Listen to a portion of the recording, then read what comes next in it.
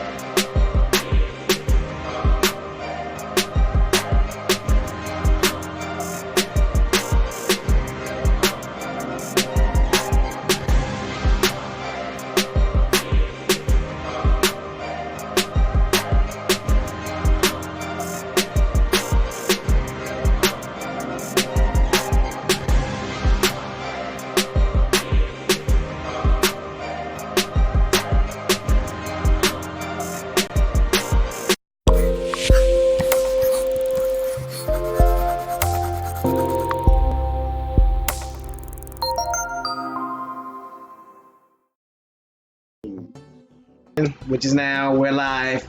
Grand Rising, everybody. Right now we're live. Yes. Right now. Right now. Right. What he's saying is when he says right now we're live. Right now, exactly. Not Grand Rising. Grand Right now we're live. Grand Rising. Oh, well, he said now, so yes, we're live. Grand Rising. Oh, hey y'all. Stop cutting up. It's Friday.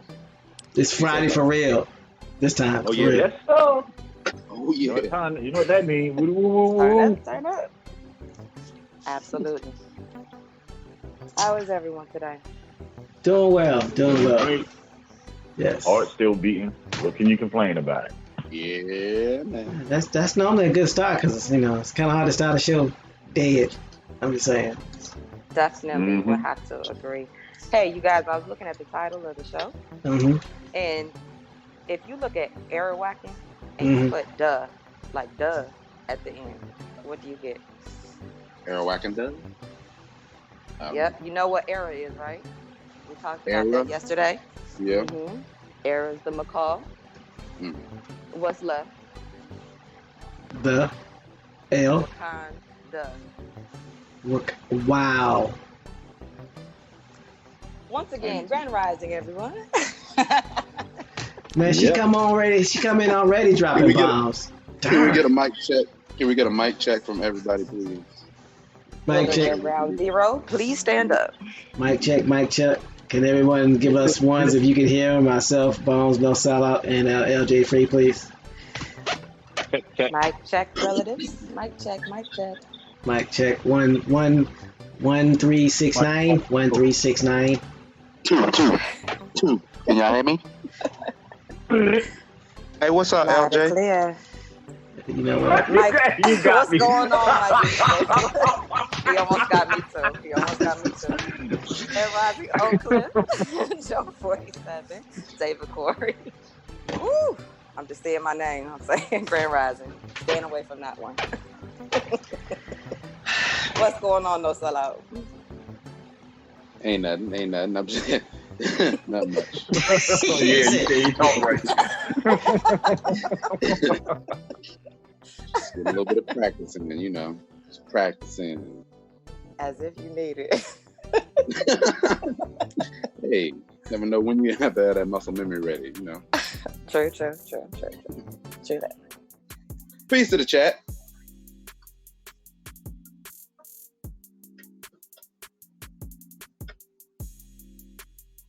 I'm not reading the chat. I'm sorry. Just said I see David Corey back with the non-profit sandwiches again. Hey man, we ain't even in regulation. We regulation right now. Not yet. We don't have to hit the cafeteria just yet. We don't know. Did anyone bring any accoutrements for the sandwiches? Is that like croutons or something? Wait, what's an accoutrement? We gotta send you a link for you. Somebody arguing about accoutrement. That deserves accoutrements. I'm just saying. Say that 4 times fast. Like, Chet deserves accoutrement. No? I'm good. Correctly first. Chat. No, accoutrements. I just learned that word this year, by the way. Grand Rising, Big Hawk. You guys need to do a roll call. Yeah. Jim H likes to read. I don't have to do the roll call. Somebody else can do the roll call. I'm just saying you like to read. You know that reading you did yesterday. I can do the roll call. Peace, everybody. Well, Grand Rising. I want to first say Grand Rising and peace to the new subscribers. It's been amazing. All the people that's been subscribing over the last couple of days, over the last week. We've had over 100 new subscriptions, Bones? We got some feedback. Yeah, I know over that's 100. Yeah, like close to 200 to 150 over the last week. Okay. I mean, over 100 in the last what, 2.5 days. So yeah, appreciate that. Yeah, welcome. Absolutely. Glad to have you. Looking forward to building with you. Exactly. So yeah, we know that you can be anywhere that you choose to, but you chose to subscribe and check us out. So we want to thank you for that.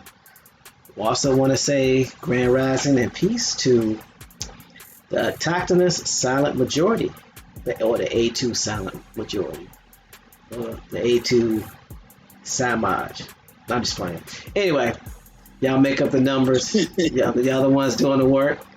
You know, putting it in, and we definitely appreciate that. And, you know, you let us know what's going on in your communities through emails and through the forums, so we definitely appreciate you for that. Just because we don't see you, that don't mean we don't see you. So, also, and then we got the best, not best, but best, BESS, chat on Earth. You better give that chat that towel, the best chat on Earth. Absolutely. Yeah, I mean. Yeah. Oh. And speaking of Earth, happy Earth Day to my little sister. She knows who she is. Love you. Yeah, Yes, happy Earth Day, sis. So, Party. Woo-woo. Let's get through the show first, please. Party so after the show. Woo-woo. okay, so we go ahead and do a roll call. Yes, it's already starting. Grand Rising Copper Color and Sister. Grand Rising David Corey. Grand Rising Copper Chopper 803. Grand Rising Oak Cliff. Grand Rising, I'm about to say David Corey again. Grand Rising Cab. Grand Rising No Sellout. Grand Rising Big Hawk. Grand Rising Joe 47. Grand Rising, yeah. No, I was just saying, hey, back. Really? Heard my name, man. I'm sorry. It's Friday. It's fine. He's allowed. No, I'm just I was thinking I missed something. This not going to tell us some ATMH. Grand Rising Stephen Ray Clay. Grand Rising Golden Moon, aka KD. You just threw me off. Grand Rising Mike Easton. the name from the chat. Stop it. I think I got everybody. I called it Grand Rising. I said Grand Rising Mike Easton because I said Grand Rising to him right around the time you called my name. Grand Rising, we call Copper Chopper 803. Yep, I called him because I like that. I like the way it flows. And I like what he said. I like what he said about Fifth Friday. Every day is Friday. The fifth Friday. He said Fifth Friday. You know what it is. That's great. So, man, we want to thank everyone for hanging in there with us yesterday because Choctaw Jimmy, a.k.a. James Flame, a.k.a. Doodle Vision, he dropped a lot of nuggets yesterday. He dropped a lot of information. And I would be remiss if I did not go over some of the things that I learned that, you know, I could take with me so we can continue to build and do our genealogy.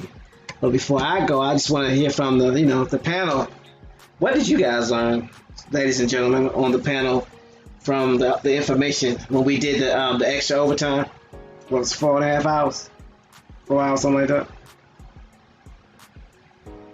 You said, what did we learn in that time? Yeah, what were some of the things you took away? I mean, I'm not saying you got to do it, run down a list. I'm just saying some things that stuck out, stood out. Yeah, it sounds like you want to summary of the show. Detail oriented for that. Well, because I got a list. I actually got 3 pages of stuff. So, So how about you just give us a quick recap so we don't end up in triple overtime today. Yeah, so we actually cannot get pre-engagement. So See how they do me, y'all. They don't like me, y'all. I mean, it's just about. So Free on mute while he out here bragging about his 3 pages of notes. I was like, well, why don't you go first? Thank you. Because if I wanted to hear what y'all had to say, so if y'all said something I was gonna say, I can mark it up. That way I ain't gotta say it. That's why. Well, we'll save you the trouble, sir. Everything you wrote down, Tim. I approve that message. Okay, fine. David Corey says, yeah, TMH. Really? Really? Thank you, David. You just growl.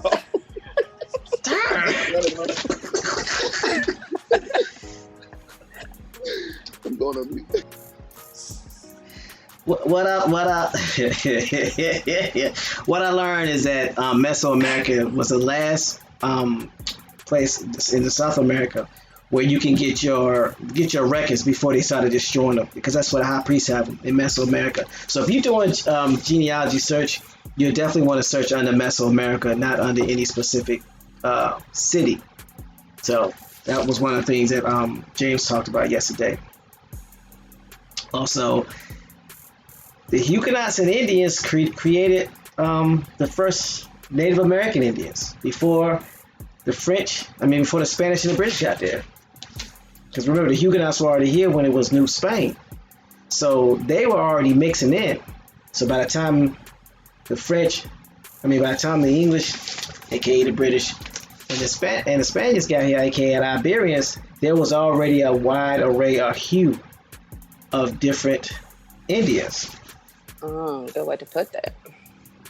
So, and that really gives a perspective too, in terms of why the French influence is so vast, especially in the names of places on the landmass and whatnot, and why they seem so interwoven into everything. Helps with the perspective of what actually transpired in history. Mm-hmm. Facts, we appreciate you. The Catawba and Coosa helped the French build their forts. And I can remember when we were talking about the when they were colonizing, the Europeans were colonizing over here in the Americas, and we was like, that's what I was asking. How were they able to protect the land, build the forts, and go look for food when there wasn't that many of them? Now we know. Our ancestors helped them. I learned that Muskogee is not the original name of that tribe. It's the Alabama. So Alabama. So if you're calling yourself Muskogee, then don't get mad at me. You got the proof. You're not calling yourselves what your mama called you. You're calling yourselves what your play daddy called you. So, I learned that the Uli are the Olmec.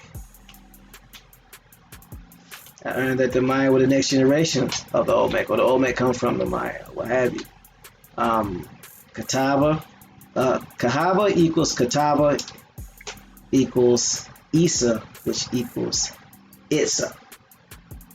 This goes back to Chichen Itza. I also learned that Kisa, K-I-S-S-A-H, Kisa, is Kusa. And I'm gonna get back to that when I talk about the next thing we're gonna talk about, because it's important. Kisa got changed to Kusa, okay? And the reason why that's important is because when the names of these tribes were being changed and there was a split, the Europeans, what they did was they created a trade regulation. And in that trade regulation, they started creating DBA tribes. And those DBA tribes were the tribes that were actually working with the French and eventually working with the British and the Spaniards, aka the Iberians. And the reason why it's important to remember the original names of these tribes is because if you're claiming Kusa, you're actually claiming the name of the DBA the United States created for that tribe that they said no longer exists. If you claim Kisa, you're claiming the original nonprofit or the original Indian tribe. So you have to be very careful. We have to be very careful with what tribal name we align with, because either we're going to be aligning with our actual tribe or we're going to be aligning with a DBA. You hear Bones talk about that all the time. A DBA, doing business as. When the colonizers came over here, they laid their corporate entity over the non-corporate or non-profit structure that the Indians had, which remember we was only working 56 days, opposed to having, working 52 weeks now. And there's power in names. Like, we cannot forget that. They try to make light of it in history by changing the names of everything, but changing the names does more than just display power or try to show a sense of ownership. It's that sense of messing with your orientation, fragmenting you so you can't connect your dots to know, oh, my name is here or my namesake is there. This was land that my ancestors had throughout generations, and it's proven within our names. Like, there's power within a name, your name. So never take that lightly, because that's something within us indigenously that resonates. So if you don't care what name, what byword is being placed on you, I would have to wonder why that is. But I digress. No, but that's facts. That's real talk. Grand Rising, Celestial Love. Thanks for catching the cab on this Fifth Friday or Friday or Friday. We're just going over some of the things that we learned yesterday. Another thing that I learned yesterday is that when you're looking at these names that are created by the colonizer, aka step granddaddy or stepdaddy, you're basically calling yourself a contractor. So what do I mean by that? Our ancestors called themselves something. Then the Europeans, aka the colonizers, called you something else. So they gave you a fake name. Do y'all realize that a DBA is called a fake name? Don't believe me, go look it up. It's called a fictitious name. So names like Black, African American, Moor, Spaniard, those are all fictitious names, aka subs or contractors, if you will. And when you choose those names, you're placing yourself under the jurisdiction of the government in the form of a contractor. And when you do that, they already know that those names are created. That's why we're not getting the results that we get by using those names. So that's something to take into consideration. Know what name you're using and know why you're using that name, because aligning yourself with the wrong name could put you or get you hemmed up. Grand Rising Julie Carey. The Uli Holly was basically, that's part of the what the original Holy War was. And that Holy War dealt more with the tribes separating and splitting up. That's why you have the Sioux and the Isa splitting. That's why you have the Cherokee and the Cherokee separating. That's why you have the Muskogee and the Alabama separating. That's why you have the Choctaw and the Creek separating, because those DBAs that were created, because the names are different, they were the ones that went with the Europeans and wanted to live that lifestyle and mix with them, while our ancestors decided, we're going to stay here. Facts. That's what caused the split. Mm-hmm. So that was the original Holy War on this continent, this landmass.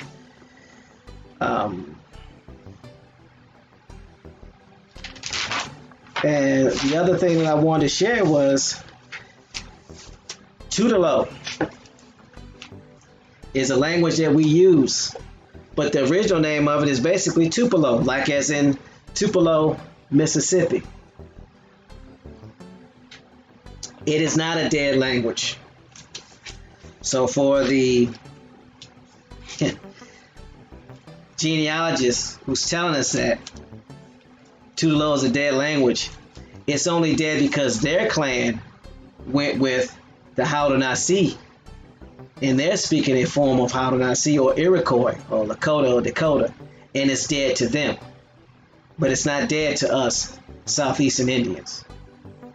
So don't, as Choctaw Jimmy says, don't let the smooth taste fool you.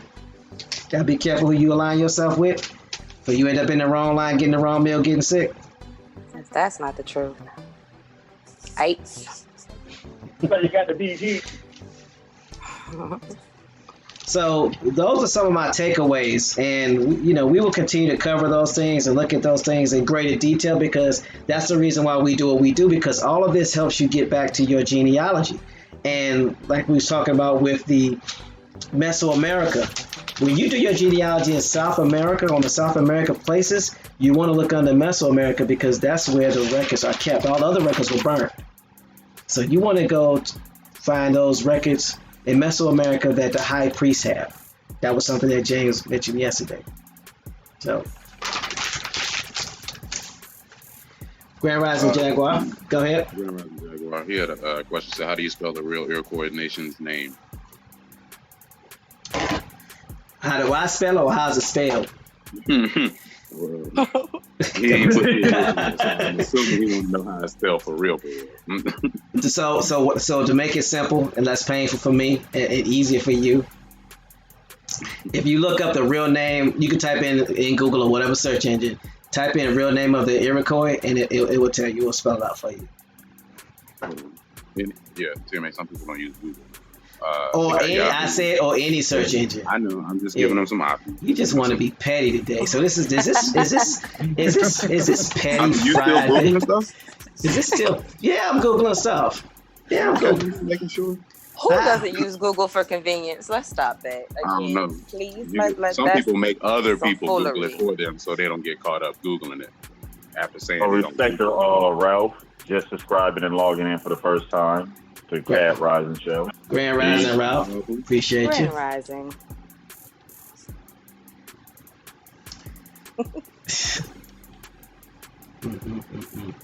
I'll tell you right now. What? Just one of them days. Now, tell me about it. It's a little cloud, baby. But no, I mean, what you were saying, it is important that when we go through these stories, that they're different from what you was taught in this school system or what you would find on a basic search in a public library. And it would explain why all the arguing, all the marching, all the protesting really doesn't have too much of an effect or a change if you're marching and protesting and screaming under a false identity. Think about it. What's one of the major crimes in America that they talk about every day? Identity theft. And it's kind of funny that by default, we're committing identity theft. If you don't have the proof, the documentation that states who you are, and you just running with identification that was given to you, they say ignorance is no excuse for not knowing the law. It's still identity theft. So when it comes to these resources, allocations, areas, who get what service, who's on where on the list, you're not identifying correctly, they don't have to do anything for you. You become a dependent, a ward. So again, genealogy and taking the time out to read not just stories and histories that prove your narrative. We got to dig through all the records. We got to read everything that was recorded. And like we said yesterday, put it all on the table and see what you got to work with. Some of us going to have stories that line up together. Some of our stories going to take us other places. But we must do this if we want to affect real change.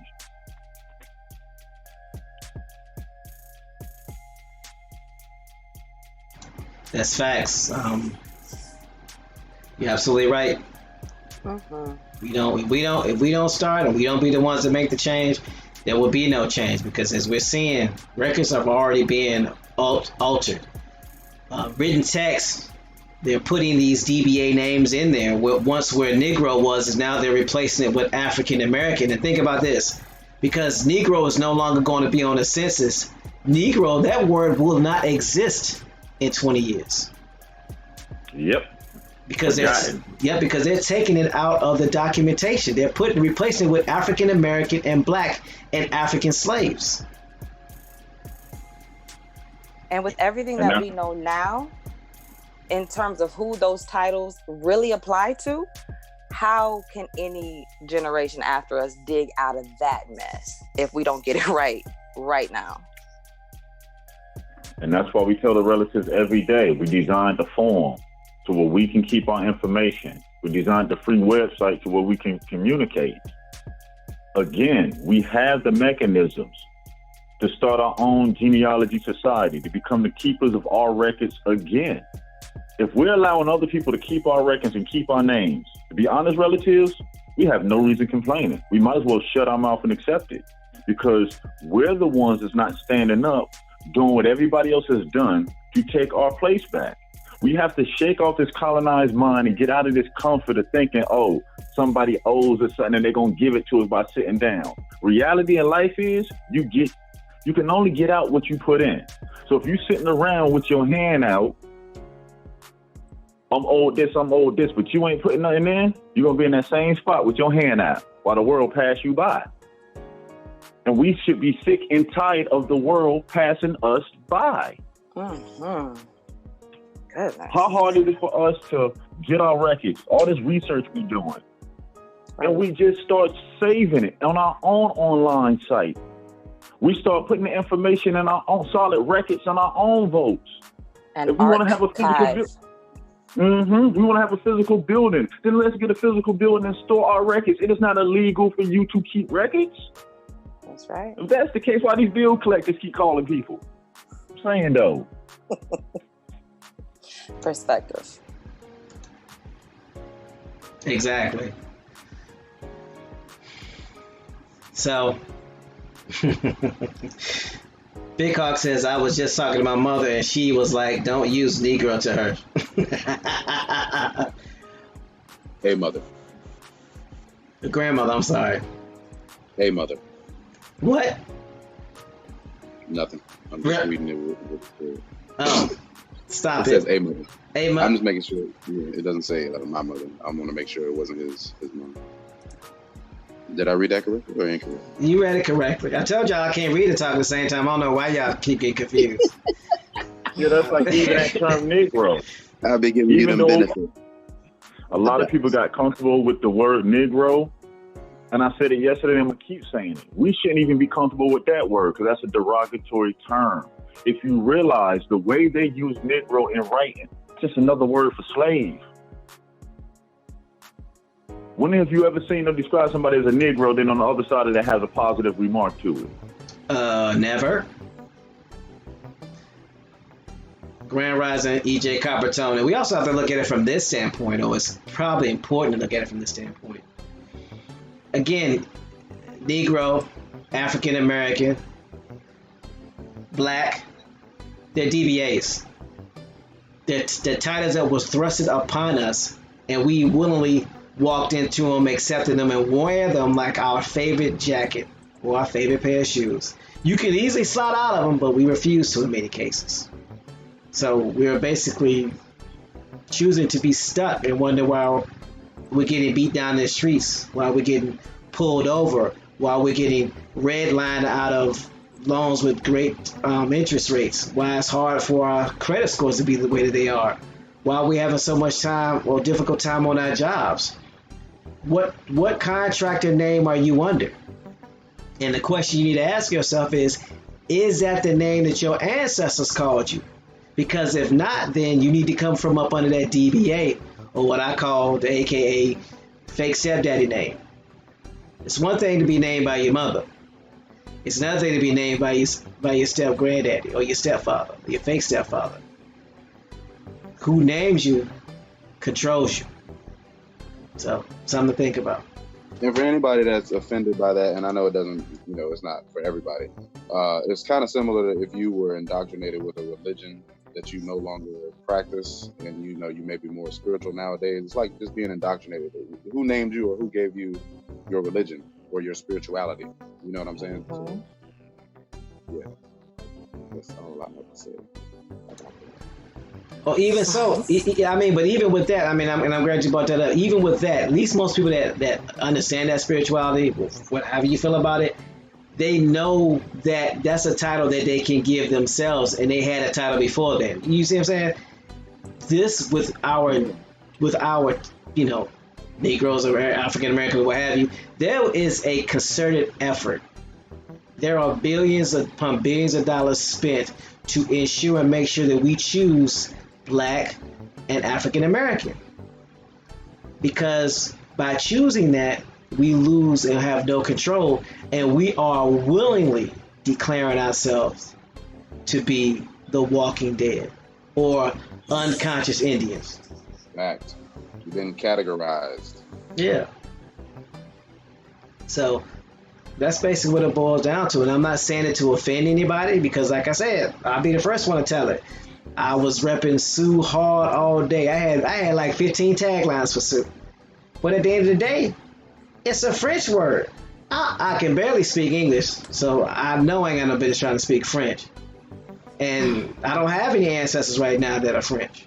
So that's not a term that my ancestors called themselves. So I had to go with what my ancestors called themselves, which is Itza. I mean, so I get it, but we can't be emotionally tied to something because it makes us feel good. Take your feelings out of this because you can be sincere and be sincerely wrong. That's the only thing I'm saying. I'm glad you opted out of the Sioux tattoo. No, Don't please. We're not we know he don't tattoo. He don't be tattooing. Oh man. It's official. For Friday. It's Friday. Friday. You brought the chia Friday out. Oh, Cliff says facts. I'd scratch your eyeballs out if you told me I was Cherokee. If I wasn't Cherokee, yeah. Darn, Oak Cliff. Oak Cliff be raw. Read. I'm a Cherokee. I'm gonna scratch your eyeballs out. Call me Cherokee. I'm just saying. Why you think she's over HR? The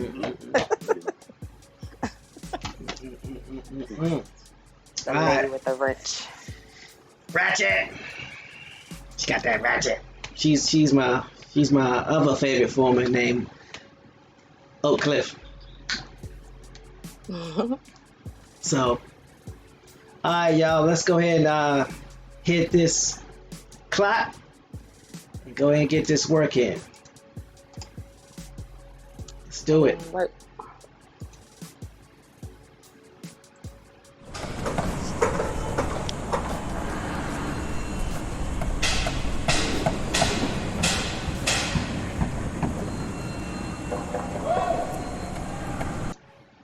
Alright, those the ratchets, y'all know what to do. Hand out them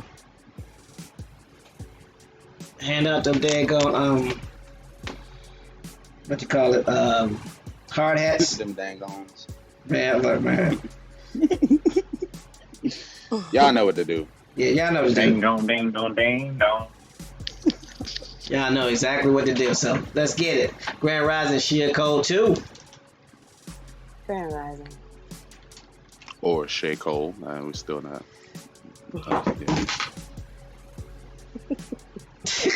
He just had to do that, didn't he? It's delay. That's how it always turns out. or look. Throwing that low key, what they call low key shit, or Shea Cole. That's what it is. Hey.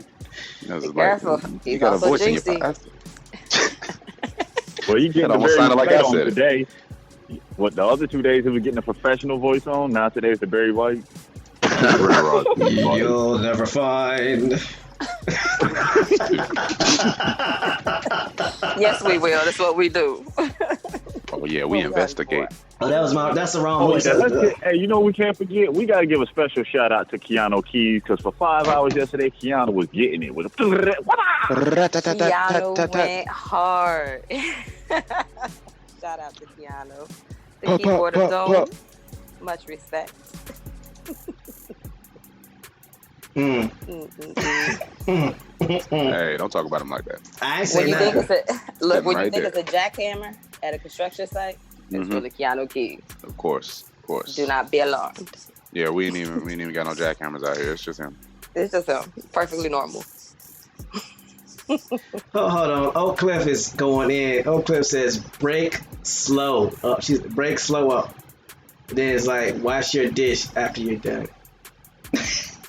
Talking about the kitchen, cafeteria. Look, she talking about the cafeteria. I saw them trays. Joe 47 says, TMH, your finger's good for the day? Yeah, we good. Alright. So I'm gonna go ahead and start this slideshow because that's what Doodle Vision said that we should focus on because there was some nuggets, if you will, in there. And then after that, we're going to talk about the Arawakan language and dialect. So let me go ahead and get this situated for y'all.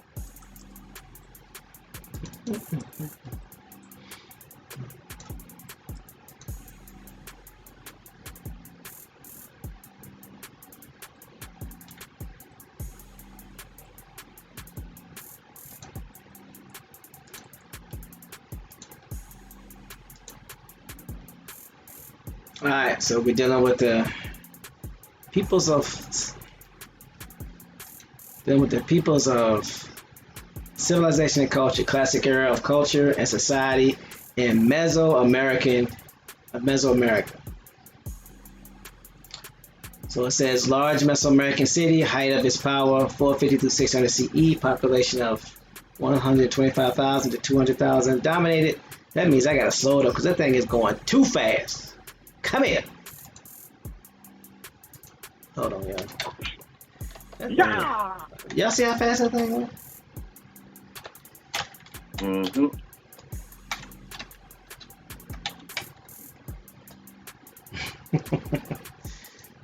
The famous words of no sellout, you might have to put it on 0.2222. It was like we were looking out the window while the cab was on the expressway. Right.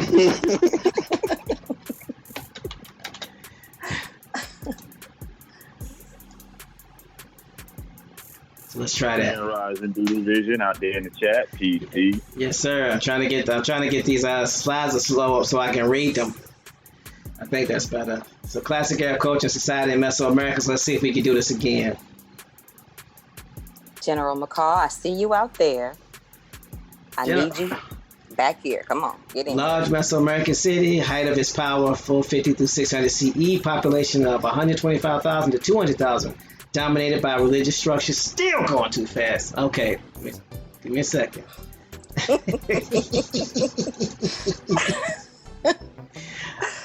Who's driving? Hey. Tell them Oak Cliff out there in the chat. Oak Cliff say we have $3 million insurance policy on them fingers on them keyboard over there. And ain't no Indians using no dishwashers. Get them elbows up and get in zinc.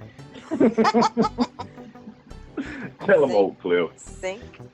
Nope. My mama say That's zinc. Ryan C. There's a Z in that zinc. Mm-hmm. I love it.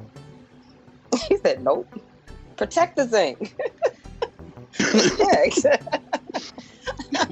Washing these dishes. Let's put respect on that Z. Yeah. Grand Rising Swore Fader. So it's your sportiness as you walked in the room. Your swarthiness. Alright, let's see what we got here. Jaguar said that's sink. LOL. Sank. Sank. You don't want to sank, do you? Better Yeah, raise depends up. on where you at. Sank. It could be sank.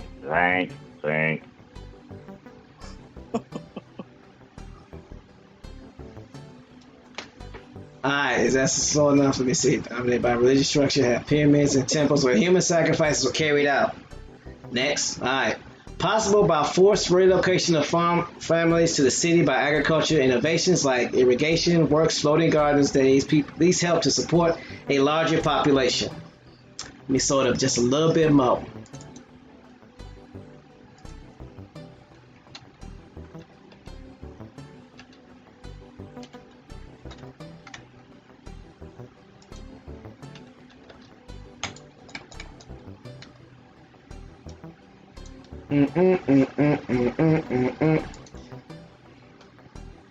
Alright.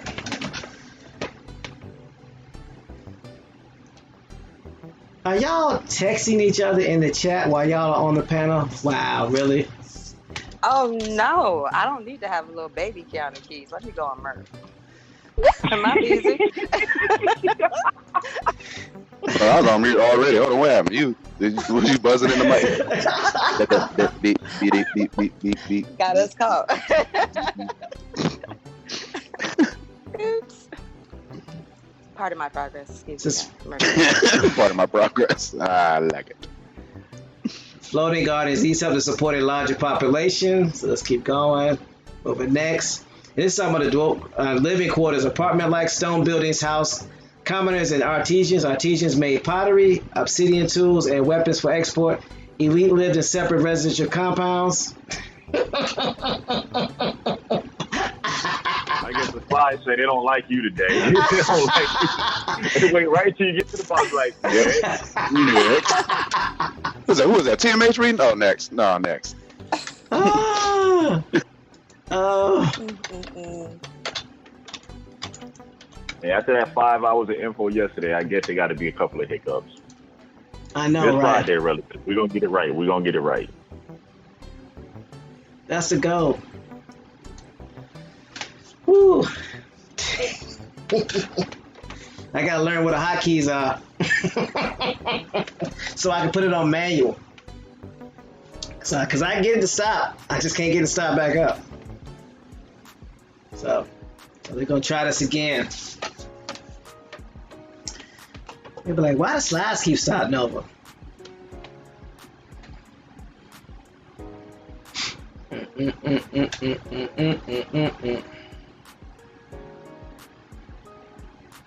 I think that's a little better.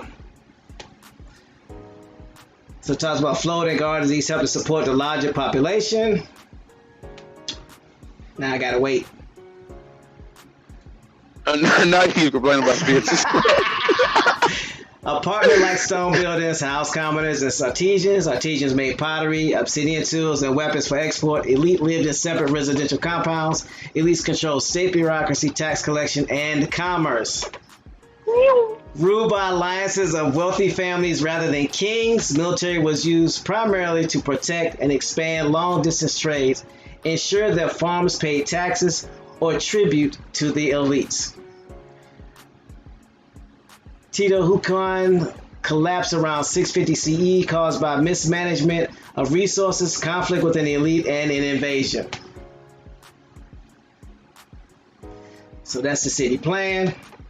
I mean, they basically built cities, man. There were no teepees. They built solid edifices and structures like all of our ancestors did. It's funny because they always talk about with the megalithic structures, and then another culture came and took like overlaying stones and built this and did that, and you have other cultures coming on territory, and you're asking, well, where did these monuments come from? They're like, I don't know. They were here when we got here. Okay, well, how is all that happening?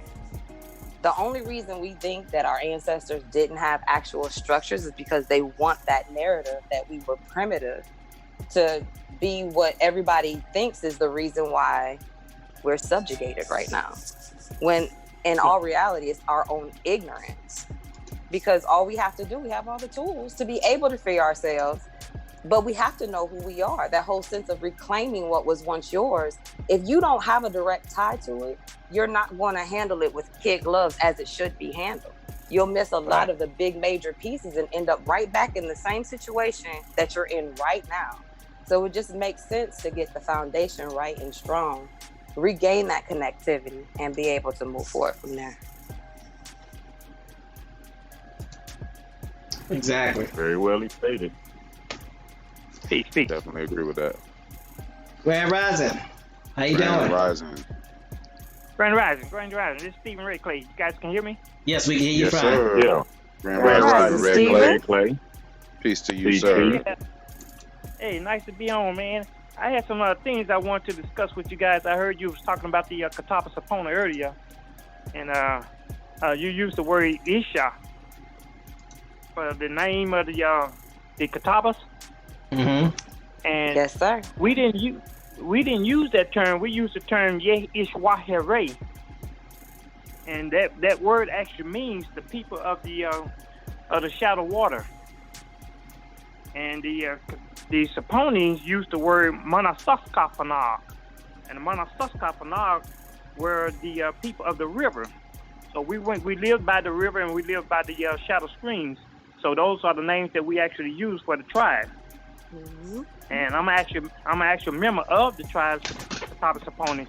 And yes, the French gave those names to the people because they said it was too hard to pronounce, and they want to lump everybody into one tribe. Mm-hmm. Mm-hmm. And the actual word, the Ye Ishwahere, has Hebrew origins. So our language descends from the Sioux language, from the Piedmont, the Ohio River Valley area, and the tribes kind of branched out, and some went north, south, east, and west. And I'm trying to bring back the language to teach some of the people who's interested in learning that the tribes were up in Canada all the way down to Mobile, all over the Virginia and the Michigan and the Ohio River Valley, North and South Carolina. And we also have tribes that came down to Louisiana, the Ofo. And we have the Omaha, the Punka, the Osage, and the Quapaw. And they all spoke the same Siouan language. And so that language is kind of, when I'm doing my language teaching, those words are similar with all of those tribes, and the people understood each other. And you know, when you hear Chief Warhart say, well, most of the people understood each other and they were all the same people, it's because the people branched out following the buffalo. And as they left those areas, they stayed. Some of the tribal members stayed in certain areas, and that's how the language, you know, stayed in those areas. And then over time, just like how we do with slang, we started adding words to the language, and the language over time evolves. So that's what I wanted to mention to you guys, that the Catawba upon is the Yehishwahire. As far as the Sioux, we didn't call ourselves the Sioux either. We called ourselves the Oshiti Shakawan, and that means the 7 council fires. So the Europeans, actually, it wasn't the Europeans that came up with that word, the Sioux. It was the Ojibwe. The Ojibwe didn't like our people, so they was, when they asked who were those people, and they basically just called them the snake people, the enemy. And that's what the Sioux word came, actually derives from them. And the Europeans... Well, it's French for pig. What's French for pig? The word Sioux. The root word for Sioux. The root word for Sioux is pig. Yes, it's French. They're using it as a byword. A lot of these names are bywords, and the reason that certain names are used, and you're absolutely spot on, and I really appreciate your perspective, and thank you so much for everything that you shared. And if you have more, by all means, feel free to continue to share. I just wanted to again re-emphasize what I said prior in terms of the power that's within names. And once you start getting all these different labels, again, it's like you have to go back through the same door that you left out of.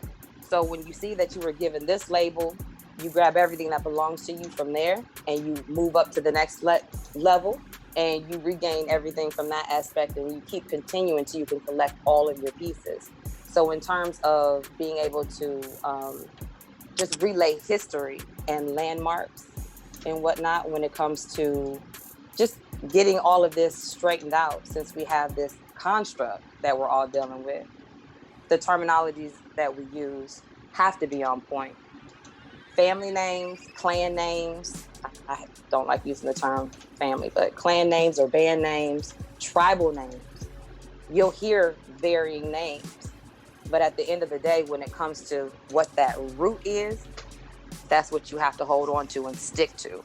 So I appreciate your perspective so much. And it's one of the reasons I value this chat, because the different dynamics and aspects that you can get that help to actually put the bones and the muscle and the sinew together to actually collect all the pieces, that you can see the noble image of the man and the woman that have always been here.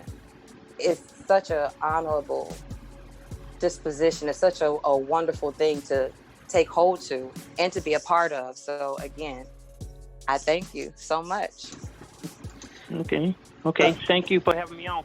Actually, now the word Sioux, it comes from the word Nadowisu. So they took the ending of that Nadowis and just kept the Sioux. But that was the actual full word, is Nadowisu. So it's spelled Nadowessious.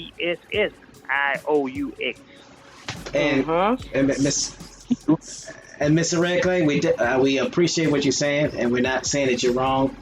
The thing that we're trying to get across, and I know you understand this because this is what you do, it's your life, is that terms are being laid and overlaid.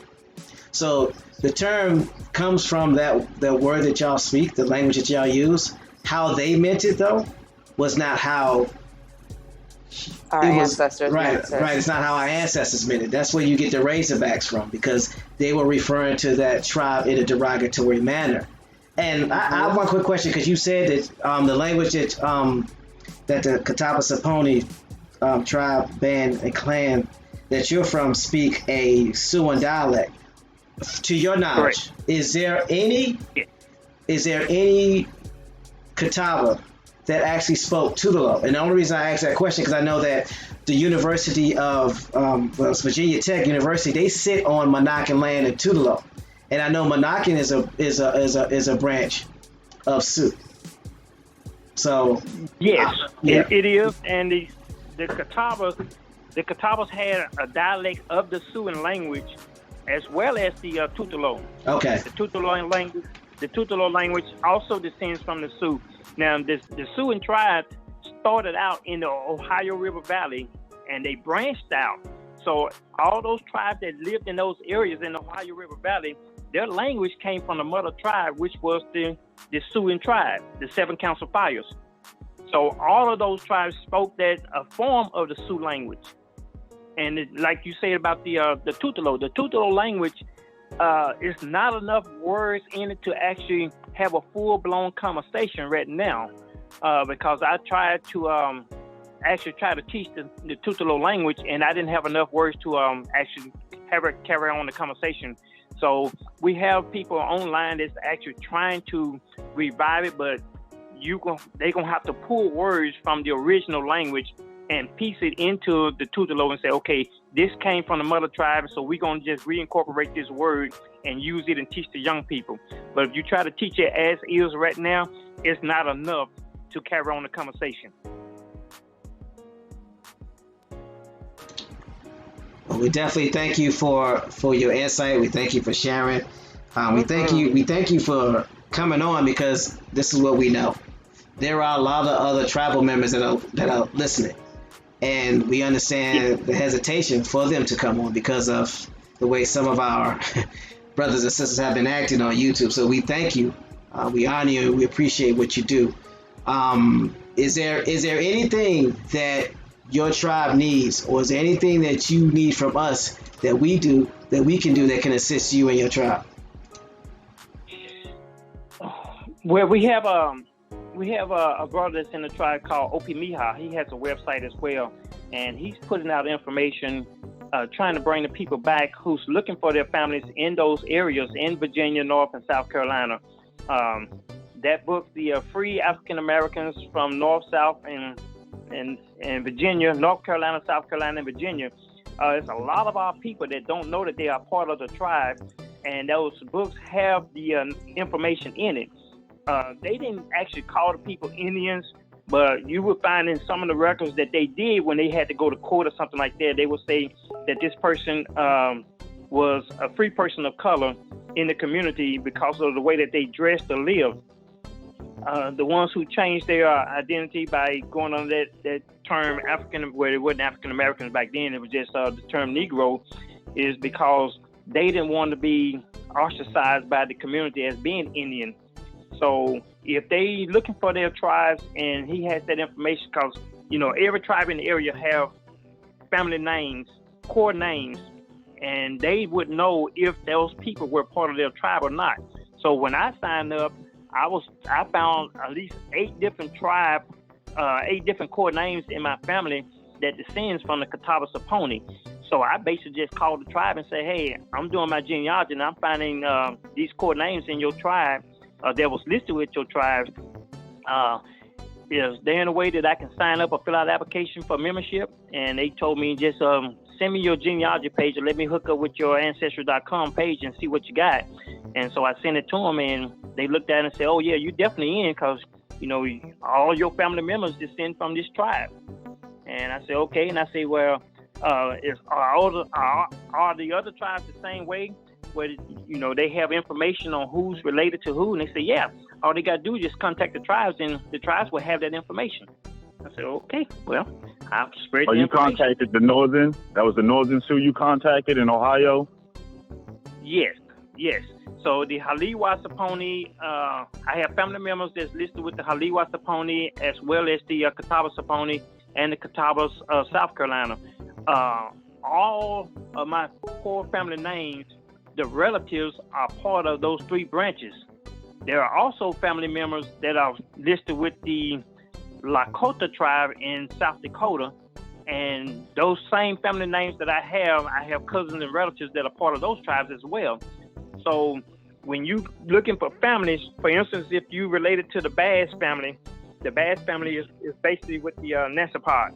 If you with them, those family members, some cousins may have joined other tribes due to European encroachment, but they are all still your cousins, and those people are spread out to different tribes.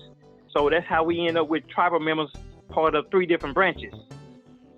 Yeah, familiar with it because I'm Catawba myself, Waccamaw, through the Baileys and Jeremiah branch. So I'm very familiar with them.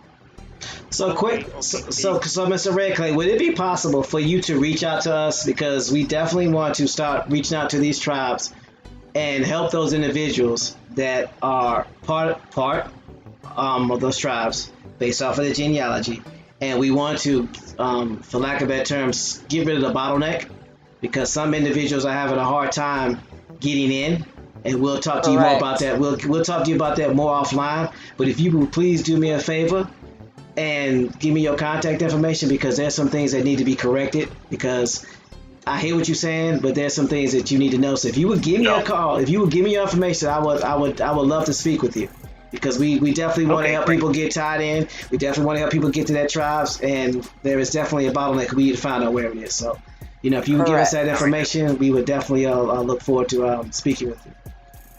Okay, we'll do. All right.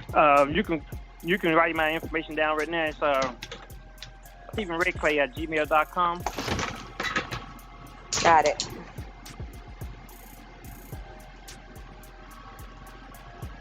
Thank you, Stephen Redclay. All right, brother. Thank you for letting me come on. Appreciate it. We definitely appreciate you. Right. Thank you. Okay. All right. Bye.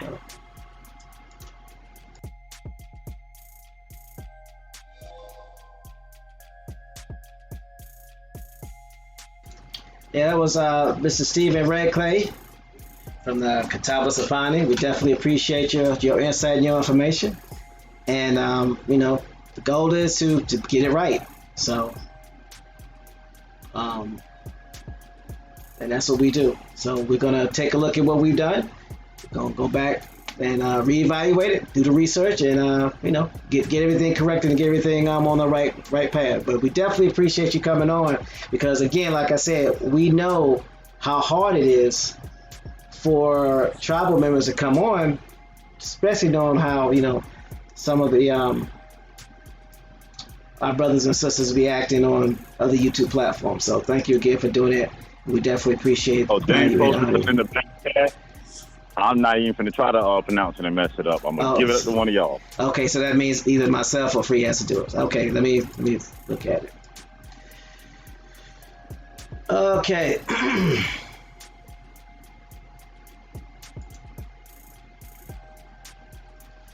He says Chichen Itza equals Xtolok equals Shitalok long O. So it's Shitalok.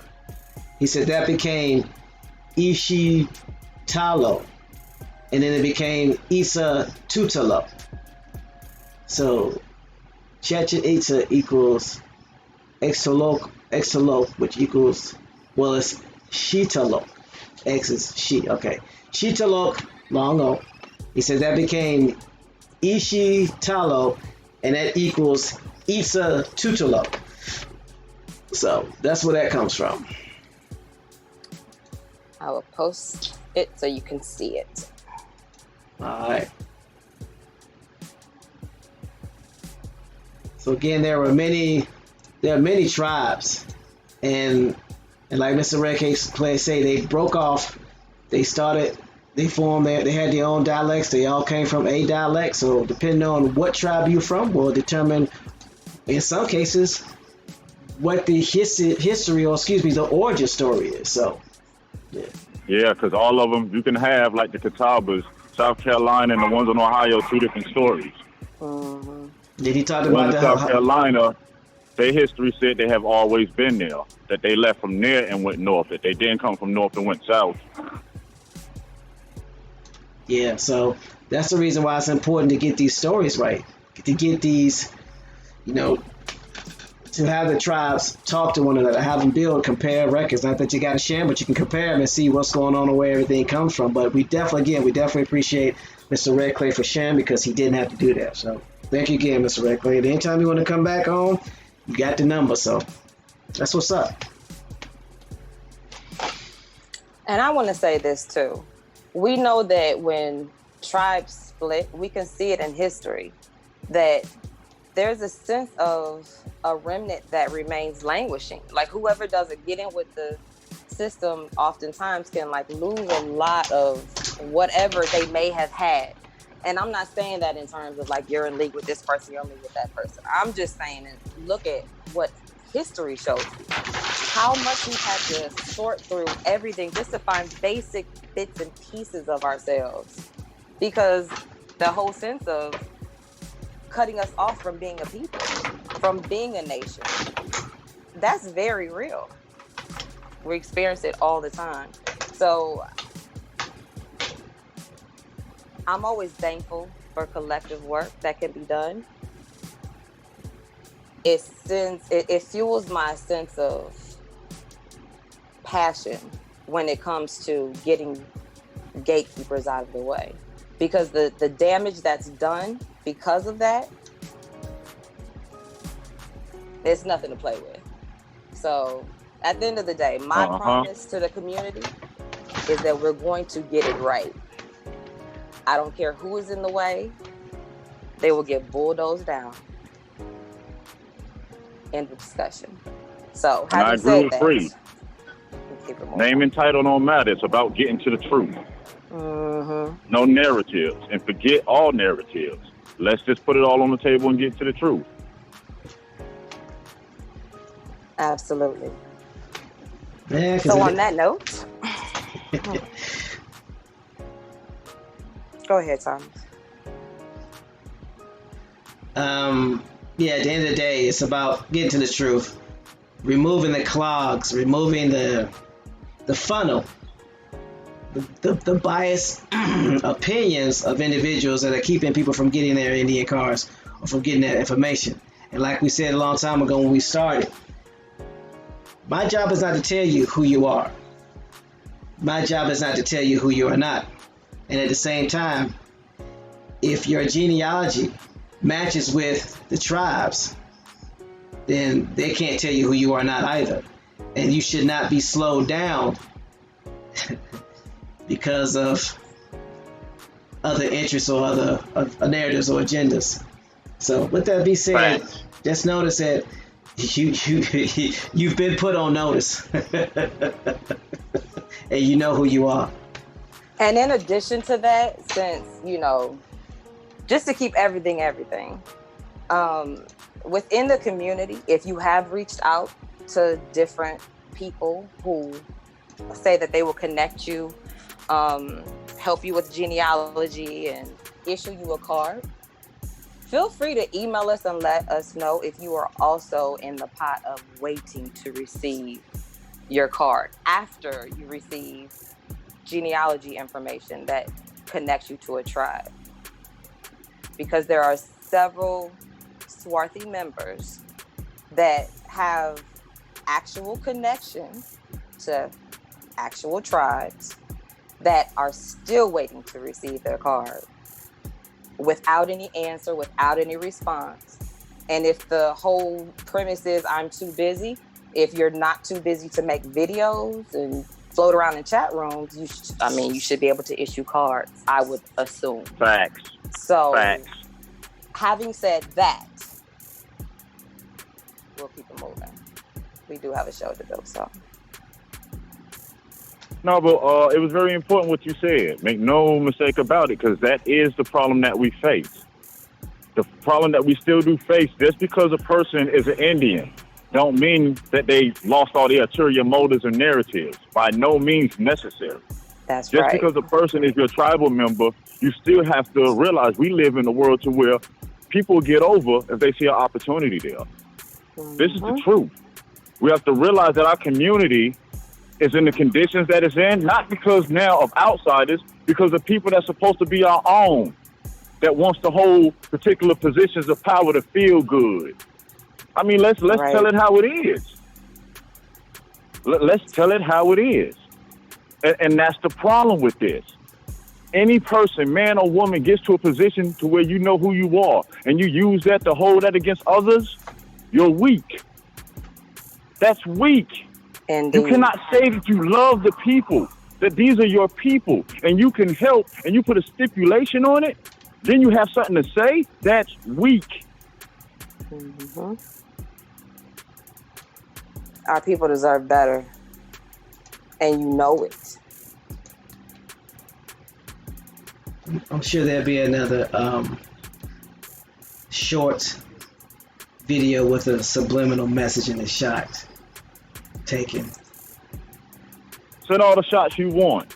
We don't send shots. We send facts and proof. You better know it. The days of people in our community holding things over our head, A2 is here to let the community know it's over. Done. That's why they scared. That's why everybody's trying to do this push, because they know what time it is. The Most High let them know the writing is on the wall. Y'all had your turn. You had your chance, and you chose to use it against the people. Now move out the way or get ran over. And this is not anger or anything whatsoever. This is passion and love for our people. The American Indian has been used as a pawn in his own land for too long. Everybody quick to say what they're willing to die for. But my relatives, I'm willing to live for this. Dying is the easy part. Waking up every rising and going out your front door. Living as the American Indian. Spreading our culture, our name. Teaching our children. I'm willing to live for this.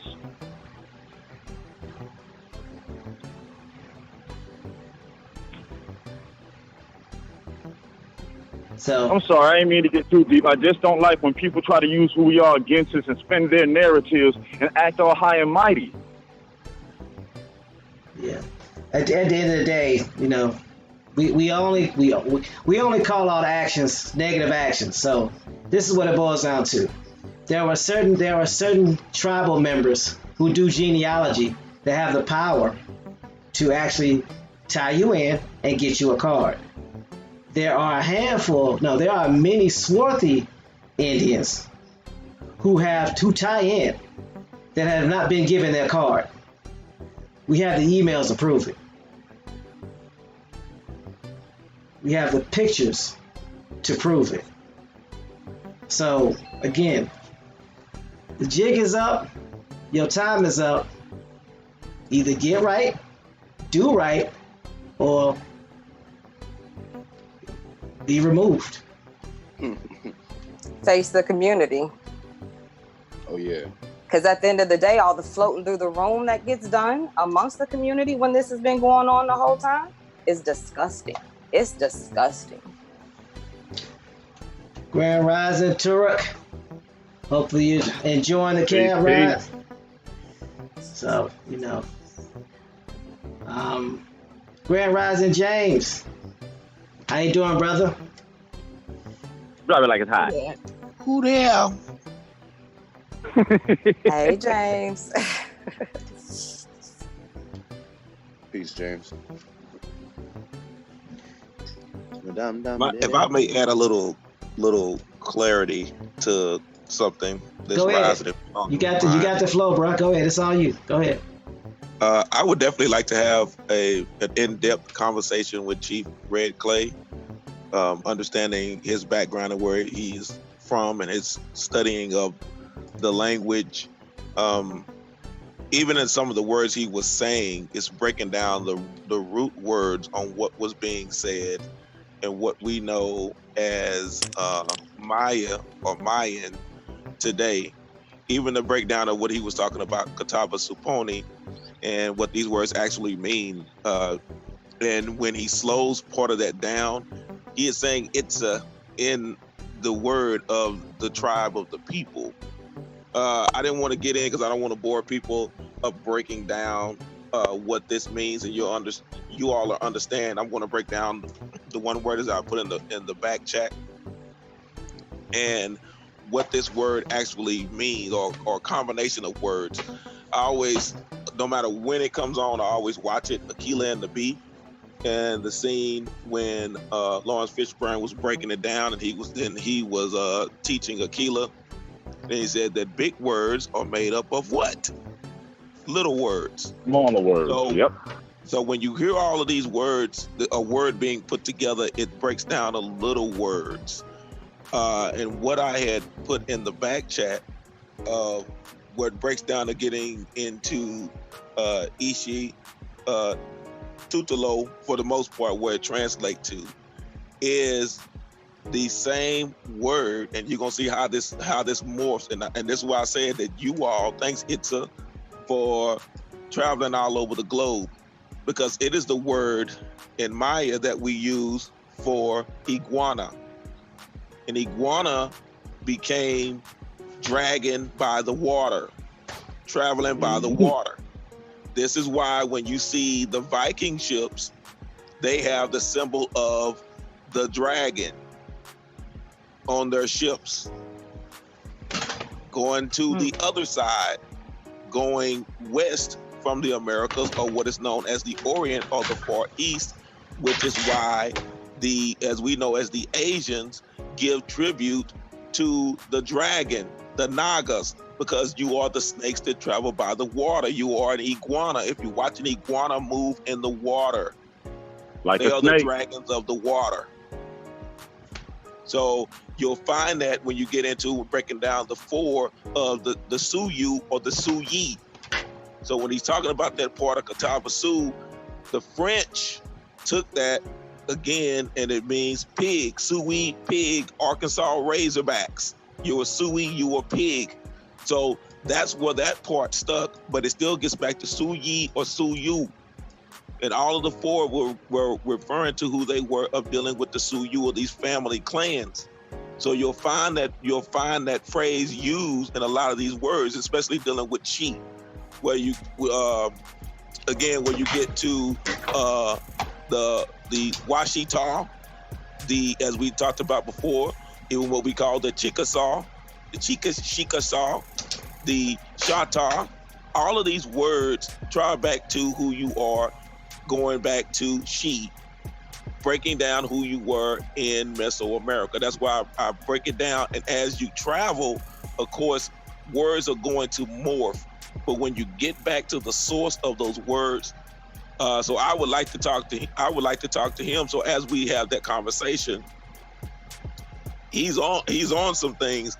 I just come from it from a foundation perspective, linguistically, so you know how these words morph and how these things morph. So it's more to it than when I say and when the elders say what these words mean and how they're able to translate certain words and how they're able to go over to Egypt/Kemet and read certain things that the tour guides and all of them over there can't read and don't understand. Because although the words may be a little different, as we even know dealing with the English language, words morph. The spellings change a little bit, the pronunciation changes a little bit, but when you get back to the root words, the root of it, you can still find out what these words mean. So I appreciate him calling in. I would definitely like to have a detailed conversation with him sooner than later to break all of this down. But it still gets back to the iguana. So you are the dragon of the water. And that's what, like I say, that is what the those in the East call. Because again, the four corners, each of them had contact. And oh man, I don't want to get into this today. But again, this is why you will find the initial Viking ships in the front. When they show them, there is a dragon symbol in the front. And you know, dealing with the cold waters, no reptile is going to be up there in that region. Right. I say that these Vikings had contact with Itza, and it was Itza that had contact with them. Because you are the iguana, you are the dragons of the water. So he is correct, because that Itza What it breaks down to is dealing with those people by the water. So when he was breaking down the different waterways, the shallow waters, the rivers, all that, it still gets back to the water, which is why you will find Chichen Itza. It sits on the water, close to the water. So those are the people. Again, I encourage anyone to please go to Mesoamerica. Please go to these houses in Mesoamerica. With that, I'll yield the mic for right now. Sorry for rambling on, but I wanted to just break some things down. I yield the mic. That was not a ramble. Appreciate you. And I love what you said about the smaller words, root words. At the end of the day, we have to keep asking ourselves, who told us? What narrative are we receiving and who told them? I want my truth. I mean, from root all the way to stem. Truth, nothing more, nothing less. What belongs to me.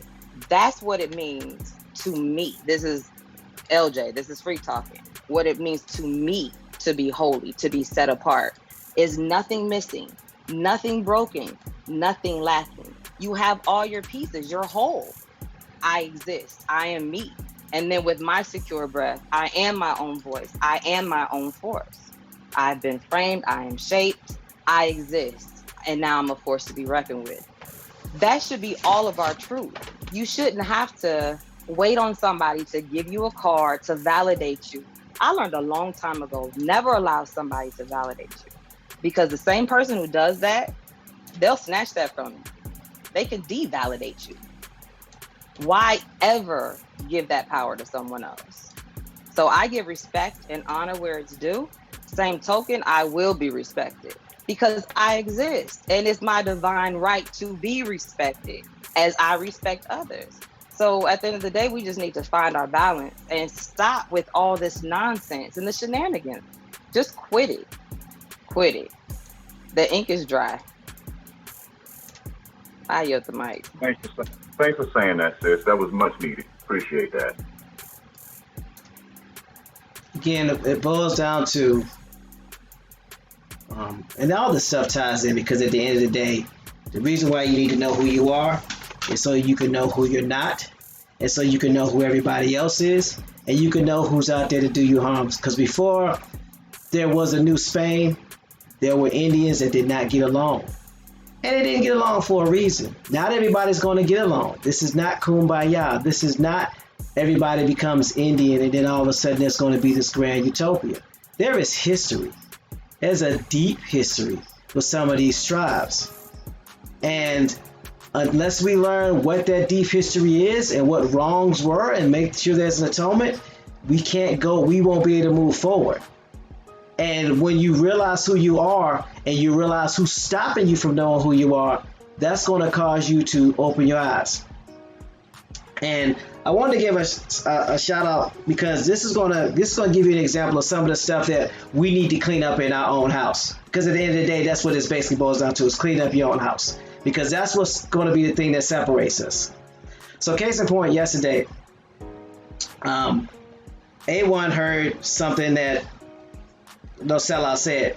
He thought that No Sellout was talking about him.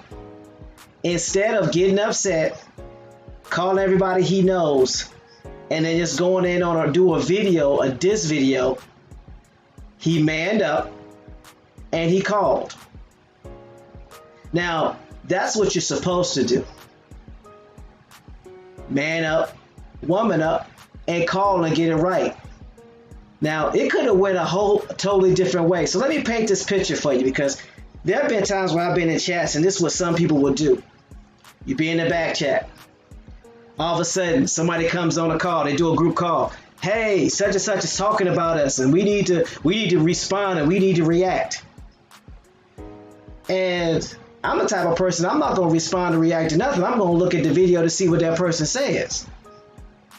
I'm going to see what they said to see if they was actually talking about us before I even go respond or do anything, because I need to know for myself. I'm not just going to take what you said. And many times when someone said that a person said something about us, they hadn't.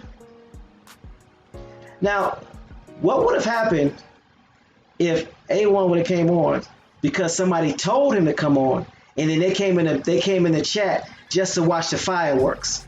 just to see what was going to happen. It could have went totally different. That's why you need to be careful of what somebody tells you and stop accepting stuff. Because everything is recorded. If someone's saying something about you, it's recorded. They should be able to see it. You should be able to provide proof. We have to stop being reactionary people and stop looking at something that somebody says and look at what the information and the facts are. And if they're your brother, if they're your tribal mate, if they're your family member, they need to provide proof, because these are people's lives that we're dealing with. And conjecture, that there is no place for that with what we're trying to do. That's why I appreciate the chat. Y'all always make us verify what we say, and if something doesn't come up or something doesn't add up, you call, you email us, you stick it in the forum. That's what needs to be done everywhere with everybody, regardless of your title, regardless of how many views you have, regardless of how many followers you have, regardless if you are a chief, if you are a genealogist, if you are whatever your title is, that should not matter. We need to make sure that we don't fall for the banana in the tailpipe, so to speak, and just let somebody who's charismatic and who says things in private that sound good, but then in public, they disappear. You got to be careful of those people, because they're the ones that stirring the pot in this community, and they will get found out. So be mindful, and it doesn't matter how long you've known them. I need to say that. It doesn't matter how long you've known them, because that is irrelevant. Be very careful and cautious of their actions. We need to clean our house first. Don't mean it's you. Yeah, it's so easy that a lot of us sit back and we take on ideology, blame the European, blame the pale skin. Let me tell you something, relatives. Most of our damages came from brothers and sisters that look just like us. Let's stop playing. You better believe it. You better Somebody believe it. Somebody who don't look like me can't get that close to me. I'm finna say it again. Someone who does not look like me can't get that close to me. We know how this works. We know from the rules from the neighborhoods that we come from, how this works. So let's don't get to this point, to this break, to where we can make this change. Because this is not the first time this happened in history, my ancestors. It's not the second, it's not the third, it's not the fourth, it's not the fifth. This cycle, we're stuck on this cycle. And the only way we're going to move forward, we have to change that part of it. We have to make sure everything has to be questioned. Everybody has to verify who they are. Because if we don't do that, guess what? We're going to get to that brink again to where we can free ourselves from ourselves and mess around and give somebody else the keys to put us right back in the same situation. That's why, as an individual, we all have a brain. Yes, you can go to somebody that can read something to you, give you their interpretation. But you have a brain to get your own interpretation as well to see how it applies to you. Yes. Information in a book is not going to apply to everyone the same way. Information about certain programs is not going to apply to everyone the same way. We have to get out of this lazy mentality of sitting down and letting somebody else do the work for us. No, each and every last one of us, we must fight that demon within us that makes us want to sit down, that makes us want to give up. We have to change that, relatives. Look back at history. Ain't no pale faces coming down my street telling me what I can and can't do. But there's a bunch of melanated young men that need guidance that'll sit on my corners to bring down my property value. But now if I'm an American Indian and I know those are misguided Indians, my responsibility is to talk to them, show them there's a better way. Use my talents to create mechanisms so they don't have to be on the corner. People been talking for years about change in our community. Talk is cheap. Trinkets. Man, my brother James told me something that was so powerful. I'm not gonna lie. I'm so grateful he said it to me. Sweat equity. Sweat equity means more than anything else. People ask me how am I able to do the certain things and get certain things done. It's because I'm willing to go out in my neighborhood. I'm willing to go out in my brother's neighborhood, my cousin's neighborhood. I'm willing to stand on a corner all day if I have to save just 5 Indians if that's what it takes. We already know everybody is not going to walk into this. It's not supposed to be that way. Only a handful, my relatives, only a handful will ever understand this fully. That's right.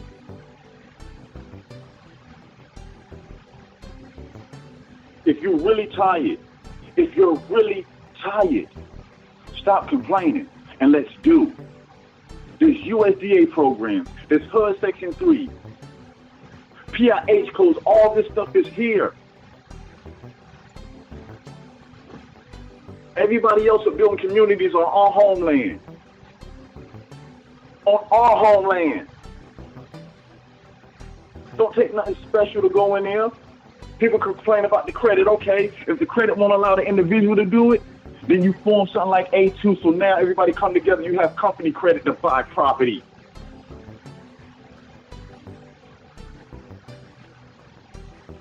Money cannot be what motivates us, relatives. Money cannot be what motivates us. It's our destruction. We got to be motivated by the love of who we are. Yes. I want my children to know their real name. I want their children and their children and their children to never forget their real names. Yes. Everybody else knows who they are. Why we got to be a subject, an adjective that change every 20 years? Why? Because we allow it to happen. People keep saying, oh, why vote? Why do the census? Relatives, because we don't participate, we get nothing. Y'all want to change the election? It only takes a 30% change. Y'all know how we do that? We start locally, in your neighborhood, where you lay your head at. That's how we do it. You can't do nothing on the federal level if you can't get boots on the ground on the local level. I'm going to say it again. You can't do nothing on the federal level if you cannot get boots on the ground on the local level. If nobody in your neighborhood knows you, how do you want to talk to a politician in Washington, D.C.? Stop playing.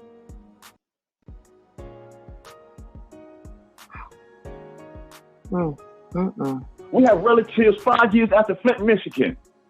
When I was telling my brothers and sisters, a kid came to my eye because 5 years later, we have over 200 American Indian children dying from poisoned water. We don't need to be waiting on no government to go fix it. There's enough of us who blowing our money on stupid shoes, TVs, watches. We should be fixing it. This is our shame, relatives. Everything that happens to our people in our lifetime and we don't move to change it, that's our sin. Right. That's on us. It's happening on our watch.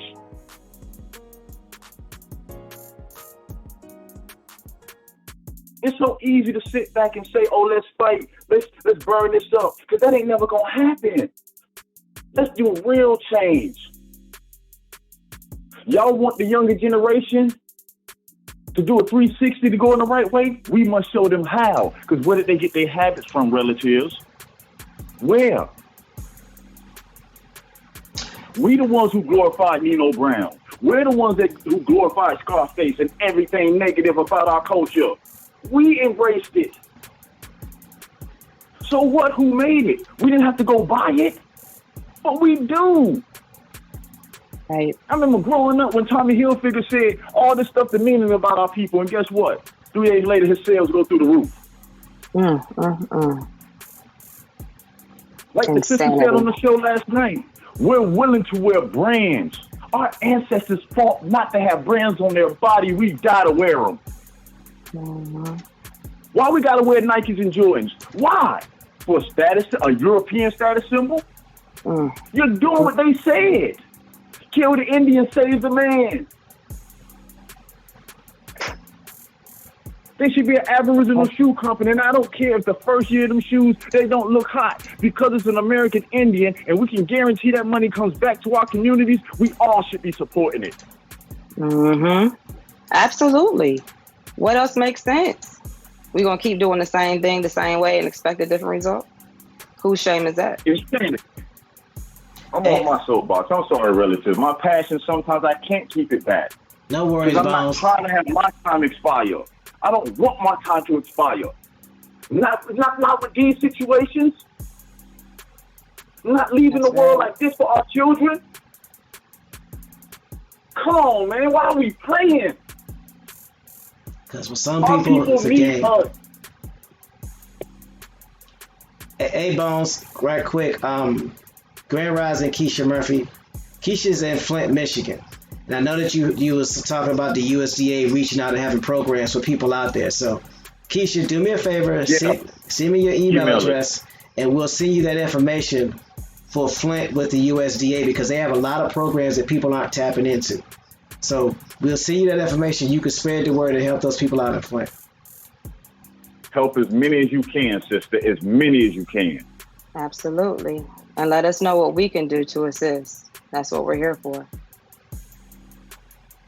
Like I said, in this YouTube community, y'all, they can call us every derogatory name in the book. I don't care. Because I know when the story is done, when they look back and they gonna see who the real soldiers fighting for the people,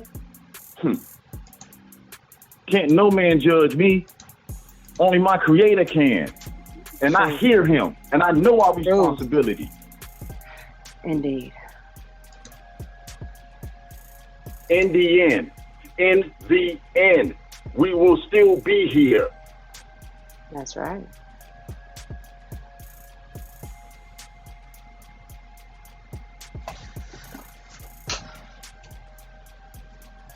James, what's going on with you, brother? How you doing? Uh-oh. I'm like the NBA in the early aughts, or you call them the 2000s. It is fantastic. Really?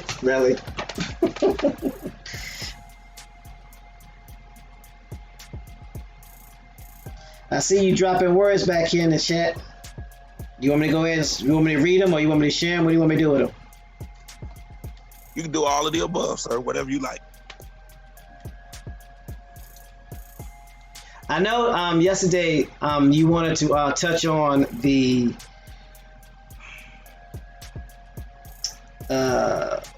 dag nabbit.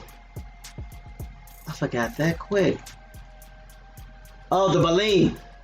You didn't really get a chance to go into that. I know that Free had typed some stuff in the chat. I don't know if anybody were able to check or take a look at it. But is that something you were able to do today?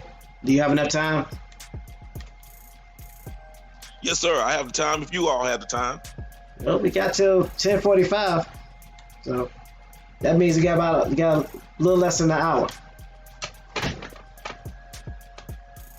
See how much justice we can do.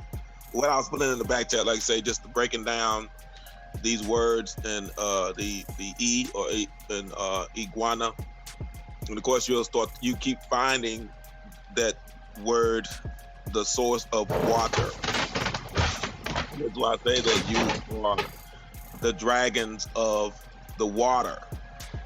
When you go to, like I say, what they call the Orient or Asia, that the Nagas of the water. So the Nagas being the snakes, the iguanas are the snakes of the water, the dragons of the water. That's why you hear all these fairy tales about dealing with dragons. Even when you get into Europe, you find stories about dragons. It gets back to those that travel the waters. And when you tie into these European folklore, myths, and legends, like I say, it's not an untruth. It's a truth that is wrapped in exaggeration, so that you will remember the moral of the story.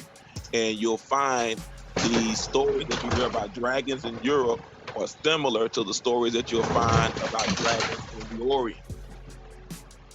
Exactly. And breaking down who these people are, letting you know. And I wanted to drop a haymaker, but I'm not going to do that, because somebody does that and never comes back and they do that. Why it's fresh on my mind, you're going to find out. I don't know if they do this anymore, because I'm retired a few years. Let's just say, no, I'm not retired. I just moved out of the public sector a few years. But I know when I was in school, in high school, we had to read series of the Iliad and the Odyssey, you're going to find out, you're going to have a new perspective when you read it. The Iliad and the Odyssey has ties back to the Americas. Now, I already put that out there. So when people start digging, you're going to find out why in the original places and these things that the people were called, they say, oh, we have no origin of this word. Oh, we have no origin of this word. And you'll find out that Homer ties back into what was given to him by the Minoans. What we know as Ithaca or Ithaca, and you're going to find out who it ties back to. Thank you, Itza. Now, I've already put it out there. So anyone that wants to have this discussion, if you read the Iliad and the Odyssey, you're going to find out about who is what, because Iliad gets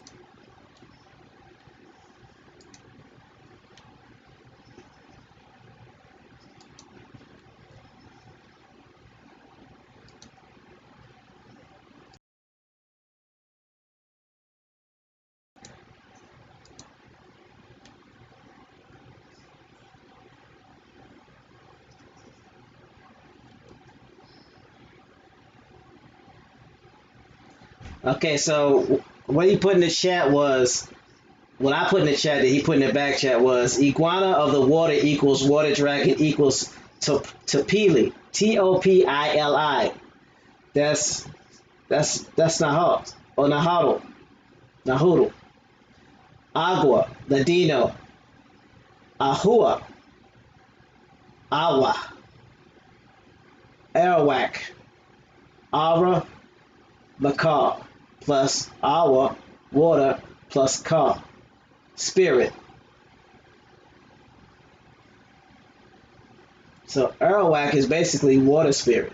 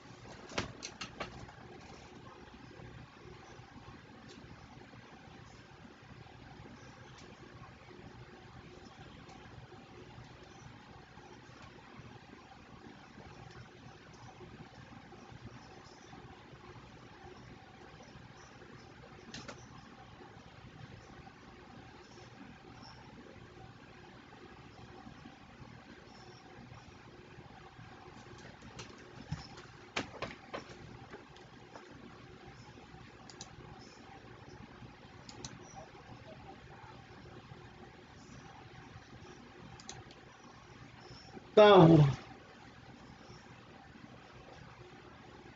I'm here. I mean, on YouTube. okay, try it now. None of us Uh, coming up. I'm listening to it no, on my I'm other talking. I'm listening to it device. live right now too. Nobody coming Oh through no, right we good. now. We good. We good. We good. We good. We good. We good. now we're good. How Yeah. much was Oh. missed? Oh no.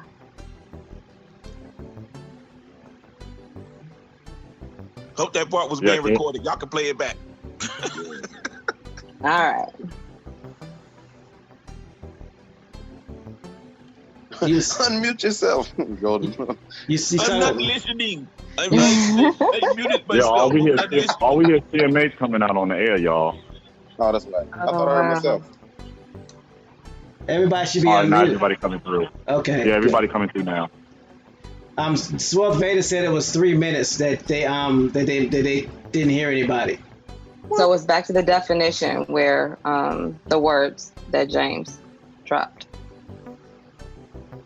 Can you go back over the ka? Yes, the ka or the ki, where you'll hear ki as in here. You'll hear that in the what we call Spanish, which is not Spanish, which is still Ladino, but that's another. We broke that down before, but that's another subject for another time to go deeper. Where you say the ki or come here, ki, or you will find in the land that's known as Egypt today or Kemet, they say ka. You'll find the ka. The ka is the spirit. The spirit. That's why you hear things about living waters. You'll find this in the collection of the books that you call the Bible, about the living water. Because there's dead water and there's living water. And I give you an example. If you leave something that's metal in your backyard and it rains and it sits there, then all of a sudden you start to see fungus and mosquitoes and everything else. That is dead water. Living water is moving water. It is fluid. Water that sits there for a long time is dead. And ladies and gentlemen, in case you don't know, dealing with bottled water, if bottled water has been shelved for a long time, that water is dead. And it is toxic to you. You can actually test that, can't you? Then they have, I've seen a video where they showed you frozen dead water versus frozen living water. Man. Yes, sir. And now they're starting to put, used by dates. And some people are like, why do they have used by dates on water? I'm like, yes, because water can die. If it is not moving, it is not fluid, it dies. So when you see that ka over here, or the ki, what you think like, ki, come here, I'm here. So same thing about the waters, living waters. That's what will sustain you. That's why we settled by the rivers, by the flowing waters, because we understood that being the source of life. So when the brother that was on there earlier that was talking about these waters, but that's why I go back to the root word of itself. And what is it saying? You're saying that we, that's where you get to where you say iguana, it's saying I, oh man, I don't want to do this, but you'll hear I a lot. I, meaning yes, but it's an emphatic yes from, the best way I can describe it is it's an pleasure. Yes, pleasure from above. It's more than just saying I is the highest level of when I say see. You say see in what we call Spanish, again, it's still Ladino, but see, but then there's I. You'll hear when something hits and you'll hear the lady say, ay, papi, I understand. Yes, I get it. Yes. What we say in English, like, yeah. Like you watching a sporting event or you do something like you study for a test and you pass and you make 100 on it, you thought you would fail. You're like, yes. That's different than, are you going to the store? Yes. Totally different. So I. So that's where it gets to that song. But man, we can't touch on that today because I don't want us to get flagged. Lady Free, I'm so glad you're in the chat today. I really am. Glad to be here. More than you'll ever know. Because we're not getting in trouble today. Yeah. Where's Brother No still out? He's sure quiet today. I'm over here talking. Look, I'm talking to my wife about how much you're not going into this. I know you're not going into it. You're trying, but you're not going into it. Not today, all around not today. We'll go with football. Yes, we'll do that one. All right. That's why I gave them the I. They can fill it in from there. They know the song. Look up the song. It ain't what you think it is. Yep, that emphatic yes. I'm sorry. I need to go back to. I'm sorry. We need to go back to Arawak. Go ahead, Brother Bones. I'm sorry. Go ahead. Like Oak Cliff put in the chat. Aye, Captain. Exactly. Aye, Captain. Same thing. Wow. Just like when you're voting, When you're an elected official, it's I and nay. Nay. I am putting emphasis on my yes. Because you are a council representing above. So yes, what I say, because we are representing from above, what I say the people have to do. Yes. It's emphatic. Yeah. Didn't a presidential candidate get in trouble for doing that a few years back? Yeah. Okay, I yield the mic. Why did you just do that so well? I'm sorry. Well, what were you thinking? Oh, yeah. Oh, man. Yeah, Nikki just said I used to scare my child. Oh, wow. Some people are driving while listening.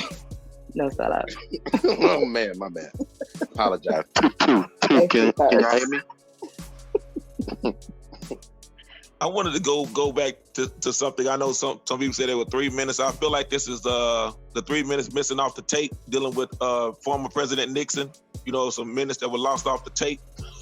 So I guess that was the 3 minutes that somebody decided, like, oh, we're just gonna pull the plug on the whole internet. Oh, nah. I'm going on mute. Let's recover the black box. I'm sorry. I should have done that. But it's Friday. It's Friday Eve for Brother No Sellout. Indeed. So it's Friday. But go back as you see even the word as like I say, Lady Free broke this down a few days ago, and in her research, when things come to her, and she said, "Oh, well, this and this," and I'm like, "Man, she's spot on."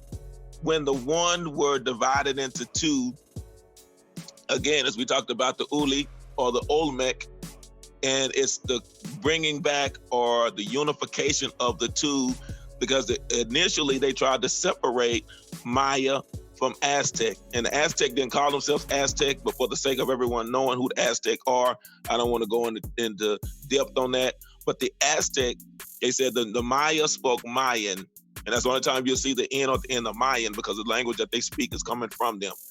And the Aztecs spoke Nahuatl.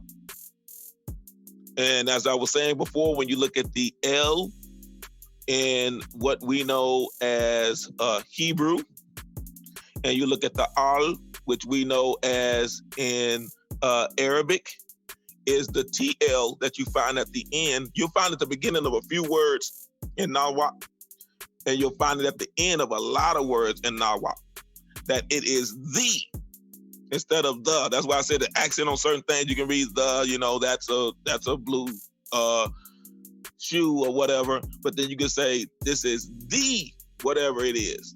As you say, a lot of collegiate players, where they become professional, it's a certain university that they it's a couple of them that they'll say the Ohio State, or for Miami they'll say the U. So they put an accent in saying the one that is the creme de la creme. There may be imitators and duplicators, but there'll never be an original. So Nahuatl. So you're dealing with Nahuatl is the H-U-A is the same sound that you'll find in wa, where you're dealing with water. Or in Ladino, you'll find it the G-U-A that you'll find in agua, which is water. Same thing. So you'll find the H-U-A, you'll find the G-U-A, and you'll find the W-A, meaning the same thing. Or with the K at the end, mean the living water. So when you get to Arawak, it is the living waters, not just any waters. So you will find the same thing in iguana. That's why I said these words where people keep talking about, oh, y'all don't even know the language. Iguana, the dragon of the water. Because there are other creatures that flow through the water, but not like an iguana in the iguana family, which is why you'll find these alligators and crocodiles all considered, they're all the same family. So these are the dragons of the water. Anyway, going back to, like I say, the Nahuatl. So the Aztec speak Nahuatl. So you'll find a lot of these words, and what I was putting in the back chat, how you're able to tell the difference. There is a lot of similarities, but you'll be able to tell a lot of difference. There are more L's that you'll find back to back in Nahuatl than you'll find in Mayan. I hope that makes sense to everyone. But what I put in the back chat, and when it's talking about Tupoli is the language. Like I said, it all gets back to, you start to find these letters are interchangeable. So Tupoli is where you will also get translated into North America as Tupelo, which we know Tupelo is Tutelo. Now I said, you start putting this together, you'll start to find out when you get back to the roots of these words. Just like when you learn how to read. How did you learn how to read initially? You had to know the alphabet. And then you started saying, okay, these letters together make these sounds. This means this. This means that. So it gets back to, what is the root? What did it come from? What does it come from? I'll give you an example and I'm gonna yield the mic. When you're reading an article, right? What is the root word of article? It is art. So when you're reading that, they are literally, well, they are on paper, in writing, painting a picture. You're able to get the big picture when you are reading an article. Big words are made up of little words. I yield the mic.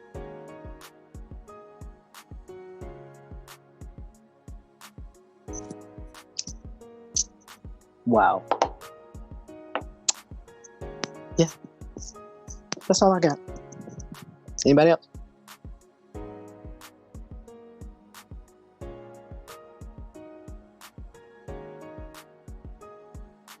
You see, I'm not touching the mic, right? Yeah, I see that. Don't nobody want to go next. Don't nobody want to go after that. James, don't nobody want to go next. I ain't say nothing after Bones either. I mean, you ain't gonna catch me. I'm sorry, I was taking a glimpse of the chat, and I'm trying because I want to give credit to what credit. Marlon P, the mixologist, put Tupelo, Mississippi, and that's why I said even in Mississippi you have Issa. So I'm gonna leave that alone. Tutelo, Mississippi. In Mississippi is what they call the Great River. Issa. You can't spell Mississippi without spelling Issa. I yield the mic. But I'm done. Go ahead, give it to him one time, TMH. I'm gonna need that. I'm gonna need maybe 3 of them jump. Yeah. Here we go. Gotta do, cause that was a big one right there. You cannot spell Issa. You cannot spell Mississippi without Issa. The truth can be found in your name. Exactly. So here we go. One for the trouble. 2 for the time. 3 to get ready. And 4 to rhyme.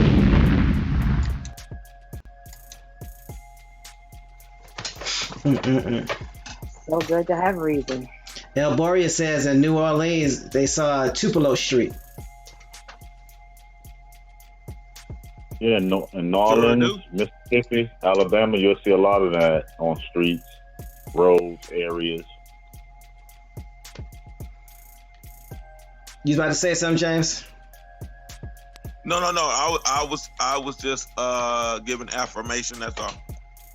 I was putting my IE on it. Okay, go ahead. I'm sorry.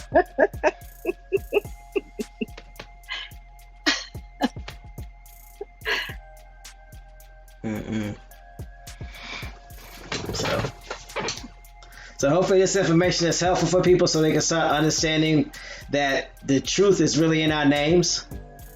What you're named and what you name yourself tells more about you than you realize, even if you are using the English language. So remember that. If we learned anything from the lie that was root, It should be that whole, what is your name? That scene right there. Because it's not about, we already know, we've been here. Forget that. That whole sense of trying to force somebody to not call themselves what they are, who they are, is some nonsense. And all of this is a mental construct. Nobody's hanging anybody up doing that to them. But is there like the pressure of being ousted if you identify yourself with your ancestors when everybody around you is identifying themselves differently? Or other ones that identify themselves connected to your ancestors want to have a sense of autonomy that doesn't include you, which is basically a branch that deserves to be pruned. If we just being real, I mean, we're indigenous farmers, we're autochthonous. What happens when a branch is dead, when it doesn't want to connect to its roots? Bye. Forgive the Kato in me. I'll go on mute.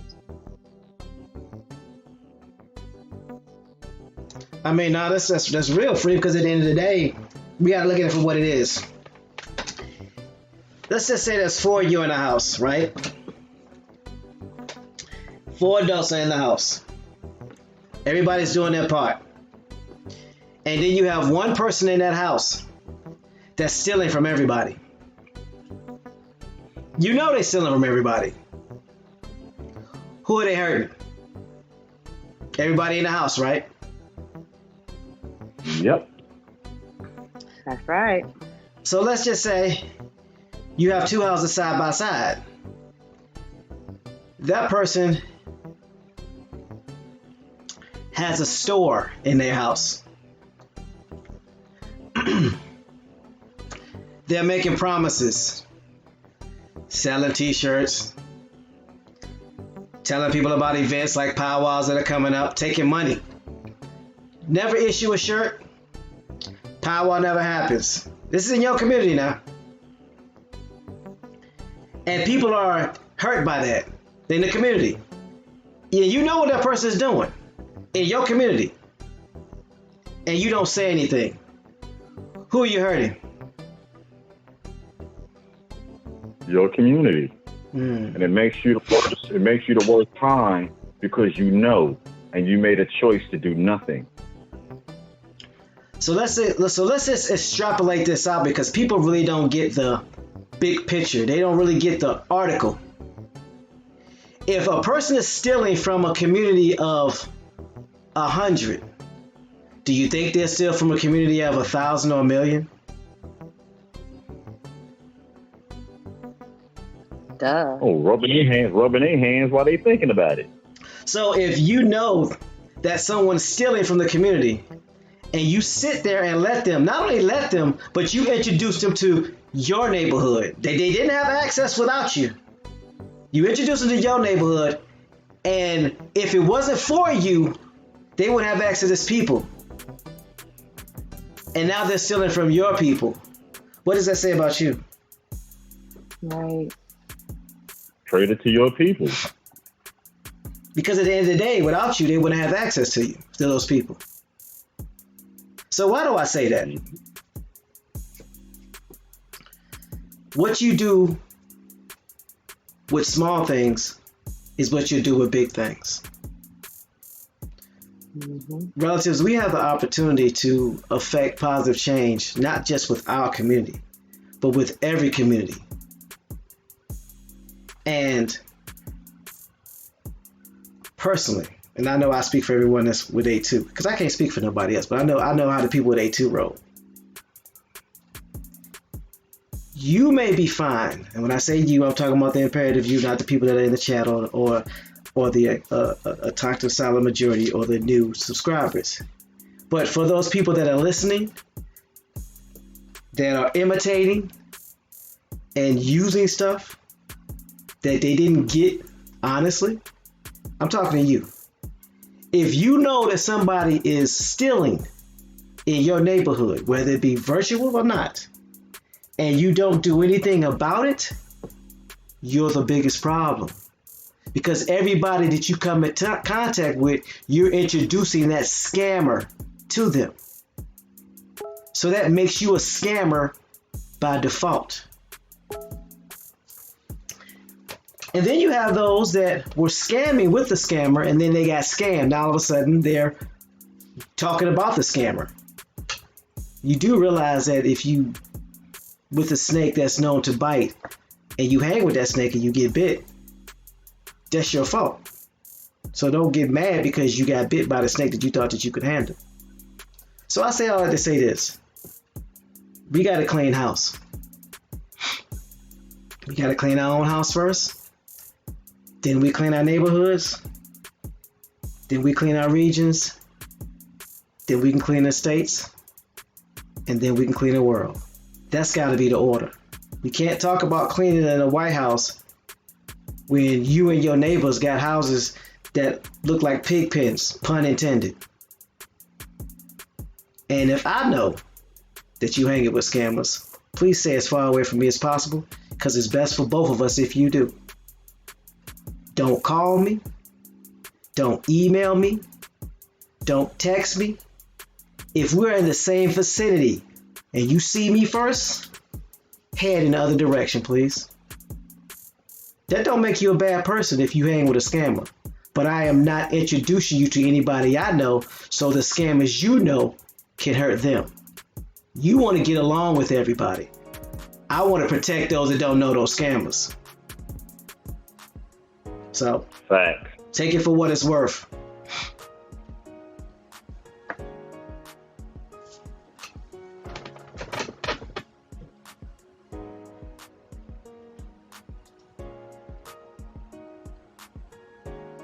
That's pretty much all I got to say about that. Really. But you're right. It's the only way we can fix our conditions. Because if you allow it to remain, everything you try to move forward can never work, because the foundation that you started it on was crooked. And I've said this many a times. If you build a house on a crooked foundation, I don't care how many times you tear the wall down, it ain't gonna last. You have to destroy the foundation and build it right. That's why we push genealogy, for everyone to know who they are, not just you, the people around you. So that way, when we build this foundation, the foundation of our house is correct. So now if our foundation is correct, anything that's thrown at that house, yeah, you might break a window. Yeah, you might mess up a wall. But as long as that foundation is stable, you can always fix it.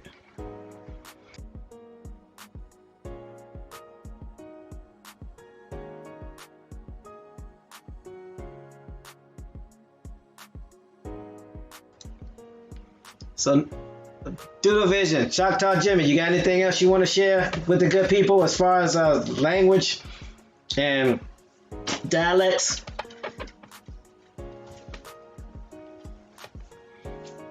Yes, sir. Just a few, and how you turn all this back in as the wa of Nuwap, or you'll hear people say Nuwaddle, because it's just, the modern translation. Again, the TL is silent, but it has such a powerful impact because it means the and not the.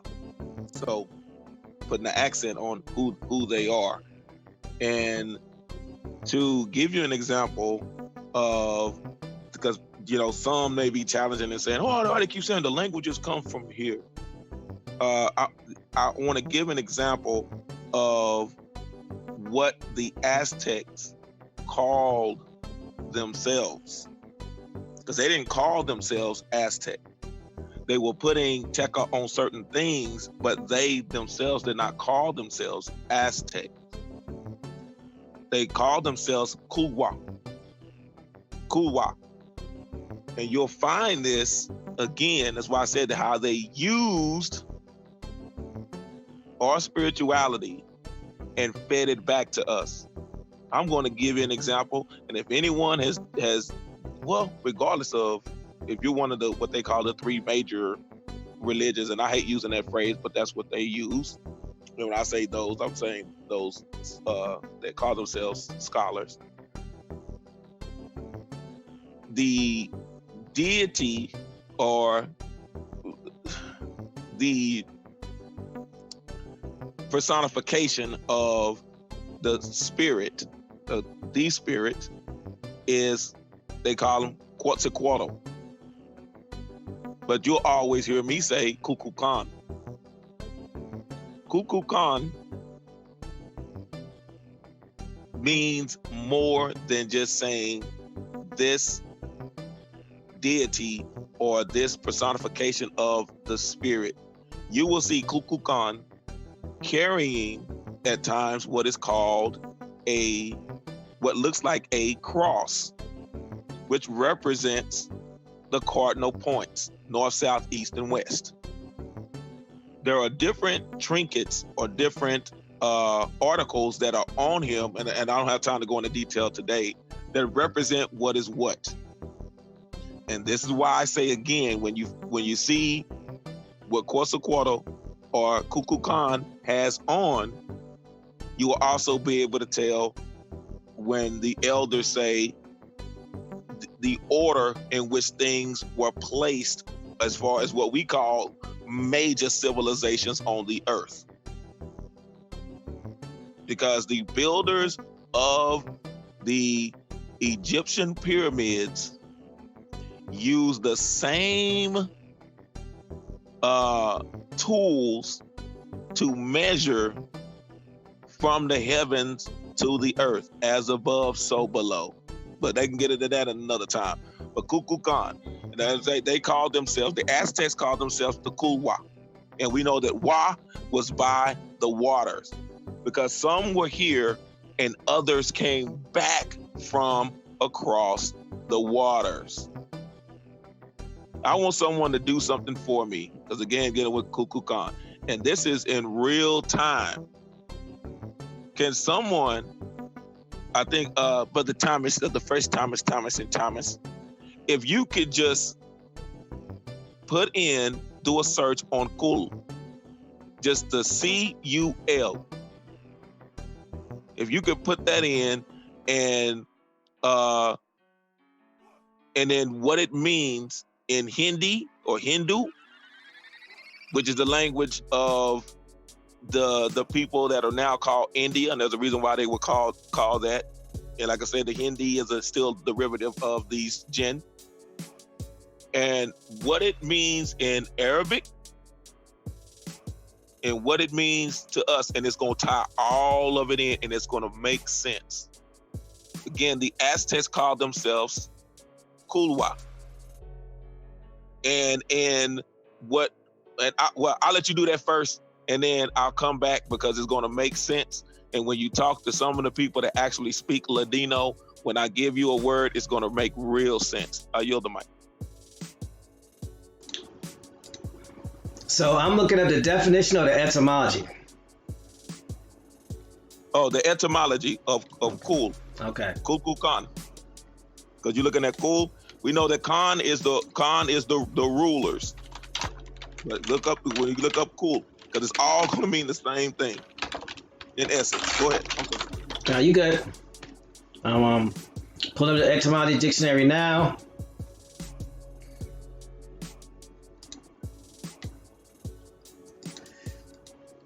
Cool. Why give me cul-de-sac? Hold on.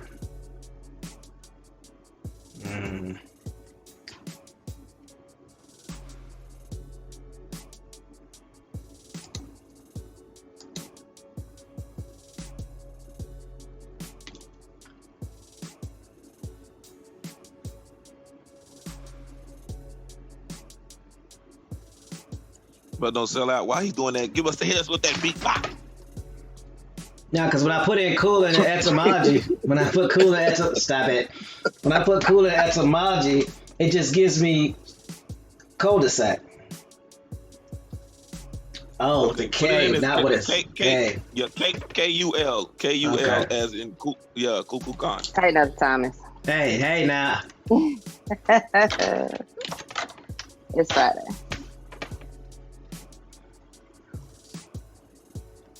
Okay, there's Kulak.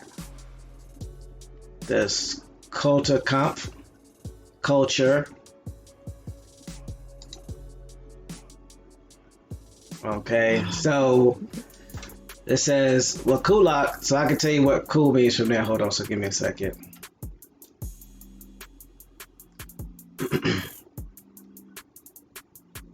Cool means, in Turkish, it means hand. Then it says, jargon of Soviet communism applied in contempt with the derision to those who work for their own profit. See what else I can come up with.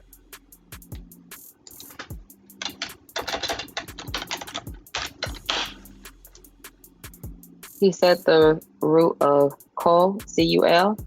K-U-L. Is that hand? Yeah, I'm Oh. sorry. Yes, K-U-L. I see hand.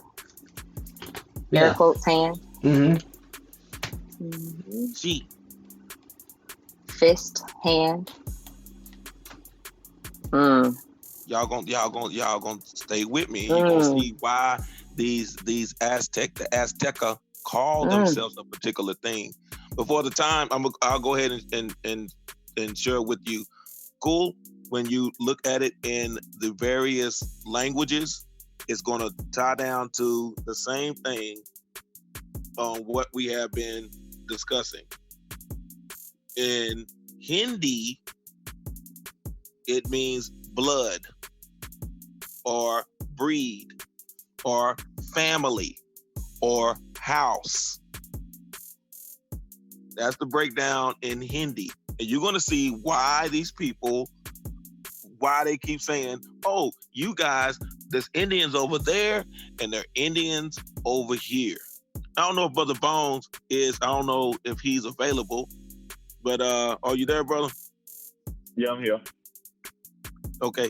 I don't know if you may be familiar. Could you break down, or do you know what kul means in Arabic?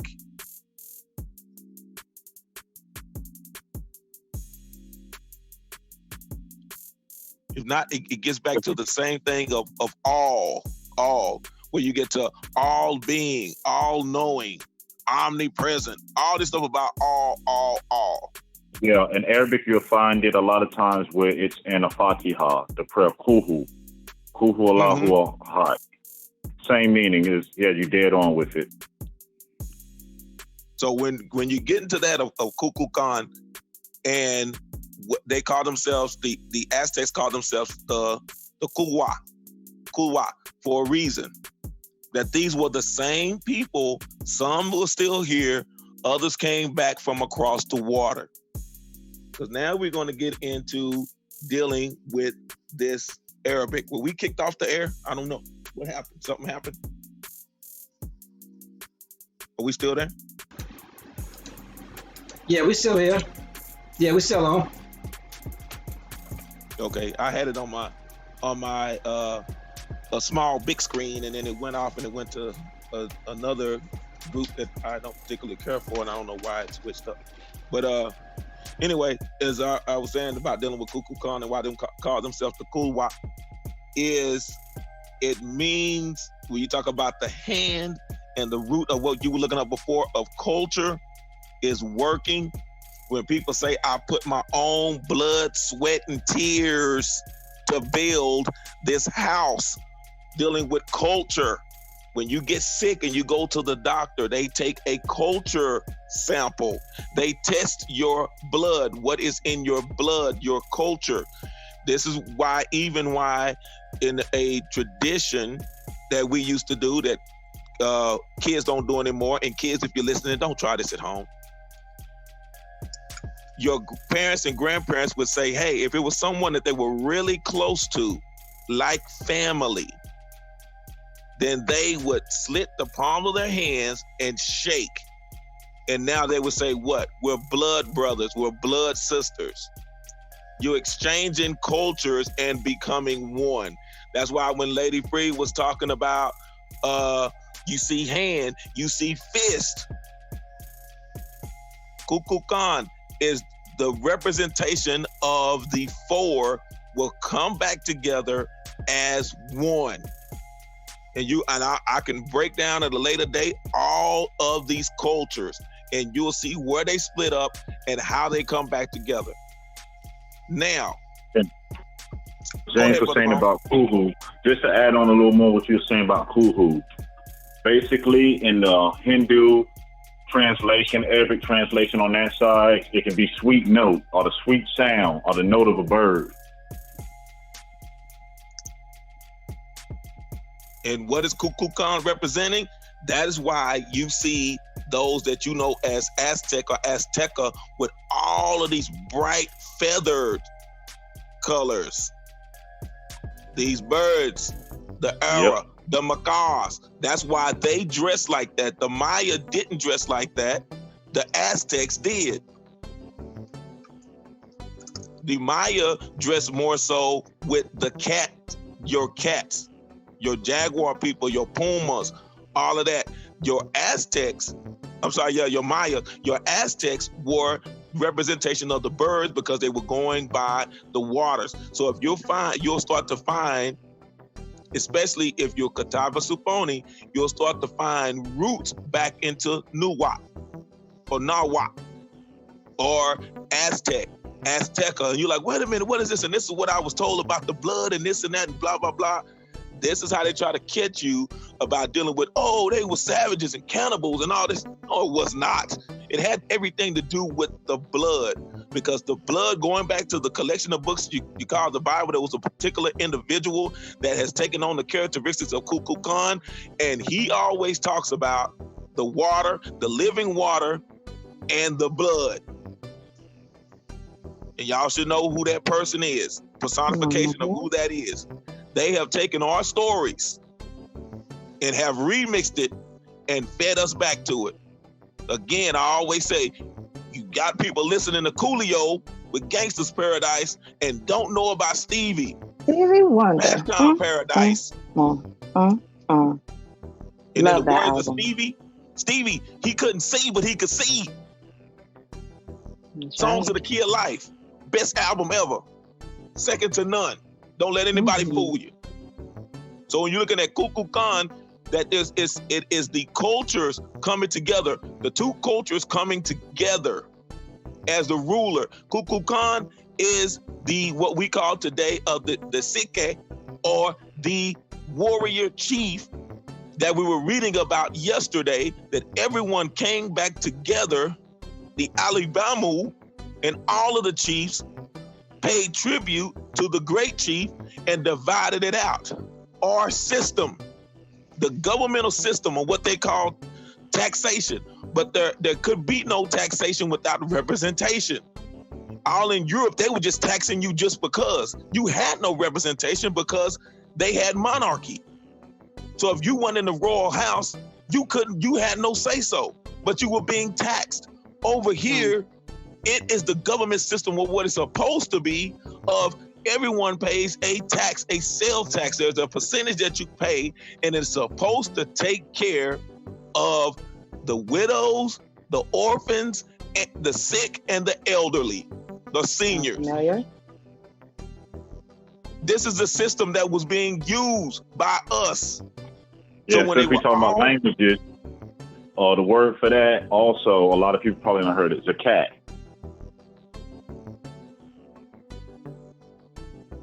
Yes, sir. And this is where all of this is coming together, and you'll find it's because we are to be the protectors. Your governmental system is the protectors, the provider, and to continue to bring forth, as Lady Free says, for the next 7 generations. Putting that all together of Kukulkan and what the Azteca called themselves, Kulwat. And that Kulwat, the Kulwat is translated now into what we call Spanish, and I know she's gonna get me when she hears this, is there's a difference between someone is saying, this is my boyfriend or girlfriend or husband or wife, but when it's a certain situation that when I am in warrior mode, and you'll hear this word and you'll hear this among what they call Mexican gangs, When I am in warrior mode, my better half calls me Papi Chulo. For the females, it is Chula. When you look up Chula or Chulo, it is the warrior. So when I'm angry, my better half will call me Papi Chulo. I am the daddy. I am the head warrior. When I'm angry about something, not upset about, the little ones in their grades, but when someone is threatening our culture, my blood, my house, I go into Papi Chulo mode. Indeed. And you will see the women or the Chula.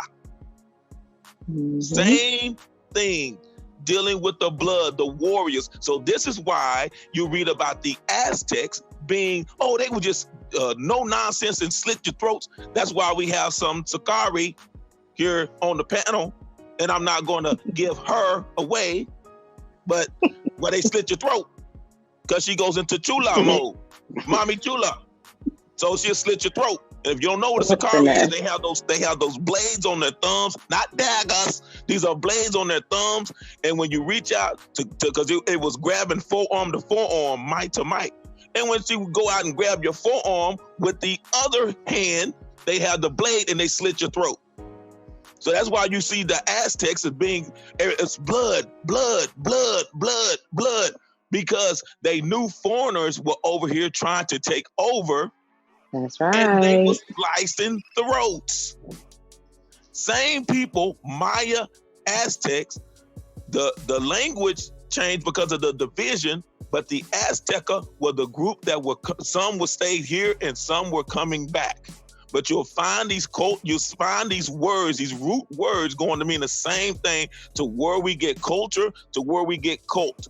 And I don't mean cult in the sense to where you putting on Nike tennis shoes and drinking juice and stuff, and we're wrapping up with purple sheets like they did in California. Not those kind of cults. Cult at the essence of it is who you are. That's why I said problems with your throat, they take a what? Throat culture. Because it's connected to your eyes, ears, nose, and throat. That's right. In the lab, and again, for those that y'all say, it don't matter. Being a medic in the military, we would take a sample of your blood if something was wrong, we put it on the machine and we spin it to get a culture, a blood culture, and we could tell you what was going on with you. It is the essence of who you are, blood brothers, blood sisters. And in some areas where they were too scared to cut themselves, they would spit in their hand, which is still gets back. They would spit in their hand and shake hands. Ew. And I'll give you an example how they were making fun of it, and they still try to go back to Africa, but they don't do that. On Ace Ventura, remember they went in there to meet the chief, and he spit on them? Y'all remember that? Yeah. So sorry if y'all were eating breakfast, but you know what I'm saying? Those are the things. Bumblebee tuna. Yep. That we don't think about.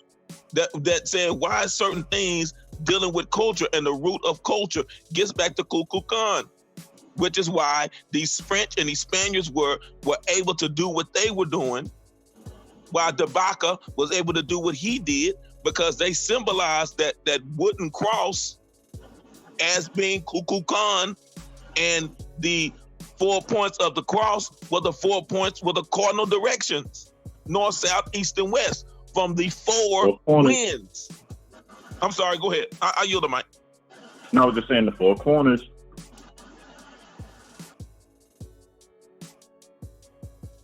So when you get to those four corners and you understand the origin of these people, like I said, where you get to those, but that's what they call themselves, the Kulwa. So when you get the Kukulkan, these warriors, they were responsible for, they dealt with the blood and retaining and maintaining the culture, the warrior generals, or you know them better in the White House as your commander-in-chief. I'm off this cotton picking mic.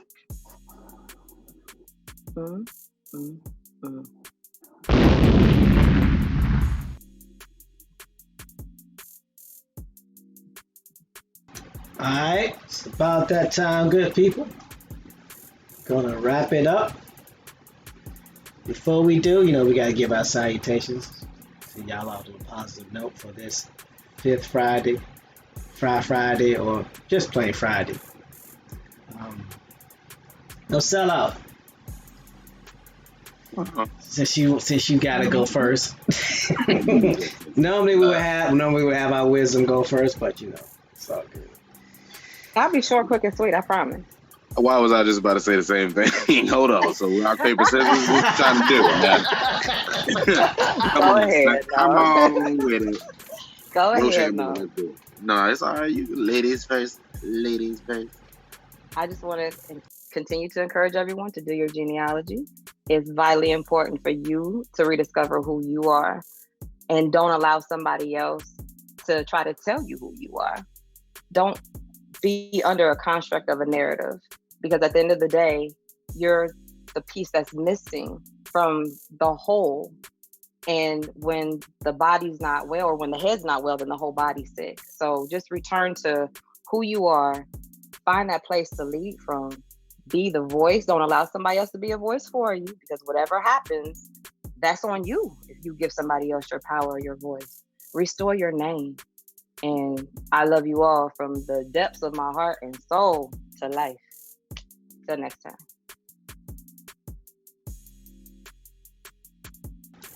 Thank you, Lady Free. Appreciate you always. Definitely make what I do a lot easier. No sellout. What you got, bro? So her hot mic is different from No, their that's hot not mic. hot. That was short. That was You know short, what? quick, and sweet. Okay, you know what? Peace We'll to the talk chat. later. Happy Friday.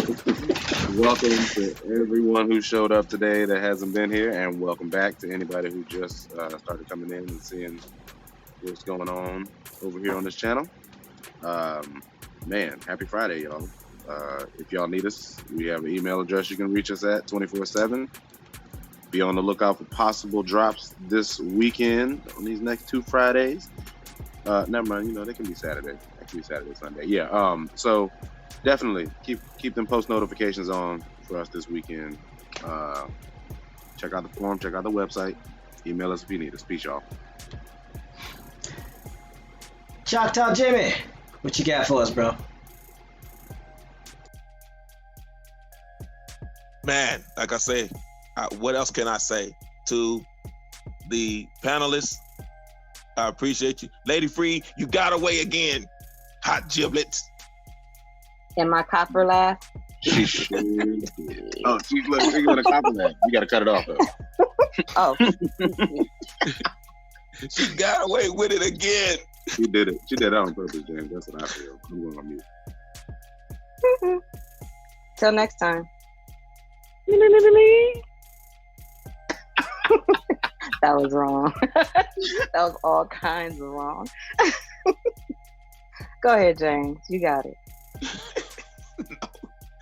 No, man. No. We may have to do after show and just record and play the outtake. Because Lady Free, you got away again like a smooth criminal. How does she do that? How do you do that? Oh, man. Like I say. Sakari, sorry, not sorry. I'm just saying. Yep. Those smooth criminals. Yeah, man.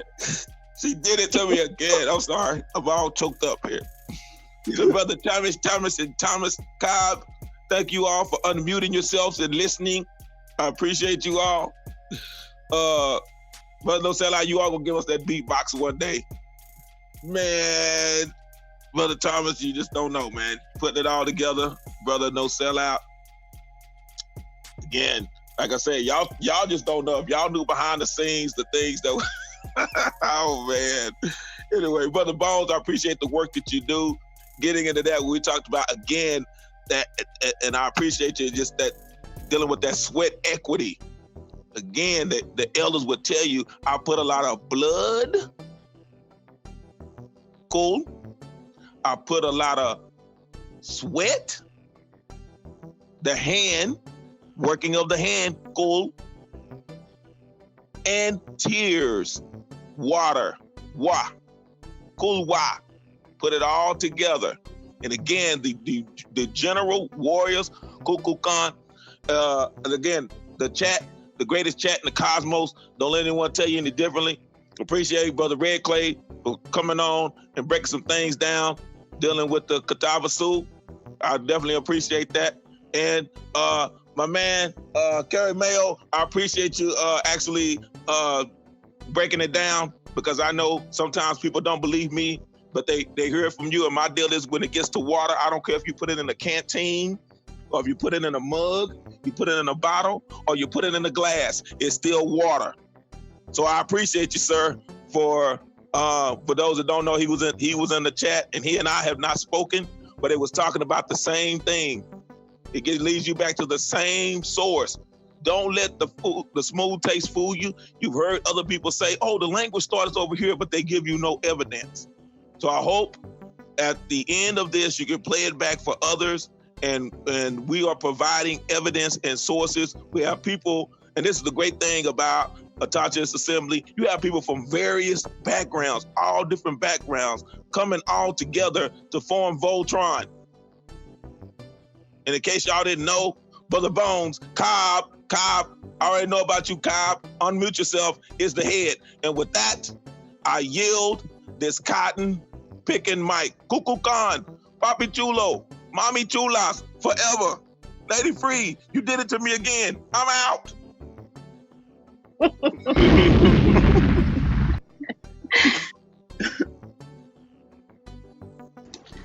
Well, I gotta follow that. I don't want to play no more. All right. You got this, Thomas. You got this. Yeah. Again, we want to thank the subscribers that came on. You saw the information that was passed out by those that are in the chat today, so we appreciate everyone that's in the chat and those that are part of the Autochthonous Assembly Silent Majority for sending this information out so people can get exposed to it. Again, we're not here trying to be right. We're just trying to get it right, and that's all it's about. That's all it's ever going to be about. So again, thank you for the new subscribers. Thank you to the new subscribers, and hopefully we're able to help you, and we were what you were looking for. I want to thank the Autochthonous Assembly Silent Majority. You know, as we call it, as I call them, the A2 Samaj. We'll come up with another name, but that's what it is for right now. And then to the greatest chat on earth, the best chat ever. Y'all know what it is. Y'all know what to do. We appreciate y'all for keeping us on our toes, making us prove what we say and provide sources. And as you know, it's all about the genealogy, helping people find out who they are so they can know where they fit in, and they can know who they should click up with and who should they stay away from, because it's real out here. There are real live gatekeepers in our community, and we need to get rid of them. Point blank in discussion. I'm gonna say it, and I ain't scared. You know where I live, so come see me. Just know the law. And with that, I'm going to relinquish the mic to Bones H. McCoy. Do what you do. It is what it is. I'm going on mute now. I'm done. All right, bro. I'd like to thank everybody on the panel for the hard work that they consistently do every rising to make this possible. I would like to thank the chat, the ones that are active every rising, and the ones that just listening for the information. So without y'all, this wouldn't be possible. And I'm going to leave us with this. The Arabic word for Indian is Indine. Deen means faith. In our faith of who we are and where we come from is how we find our way back to where we're supposed to be. So on that note, it's always enjoyable when we get together with the relatives and the rising. No place we'd rather be. And until the next rising show, everyone have a very blissful day. Do your best to help your family, help your community, your neighbors, and peace. Peace and love, everyone. Two. Can y'all hear me? Peace, y'all. I love it.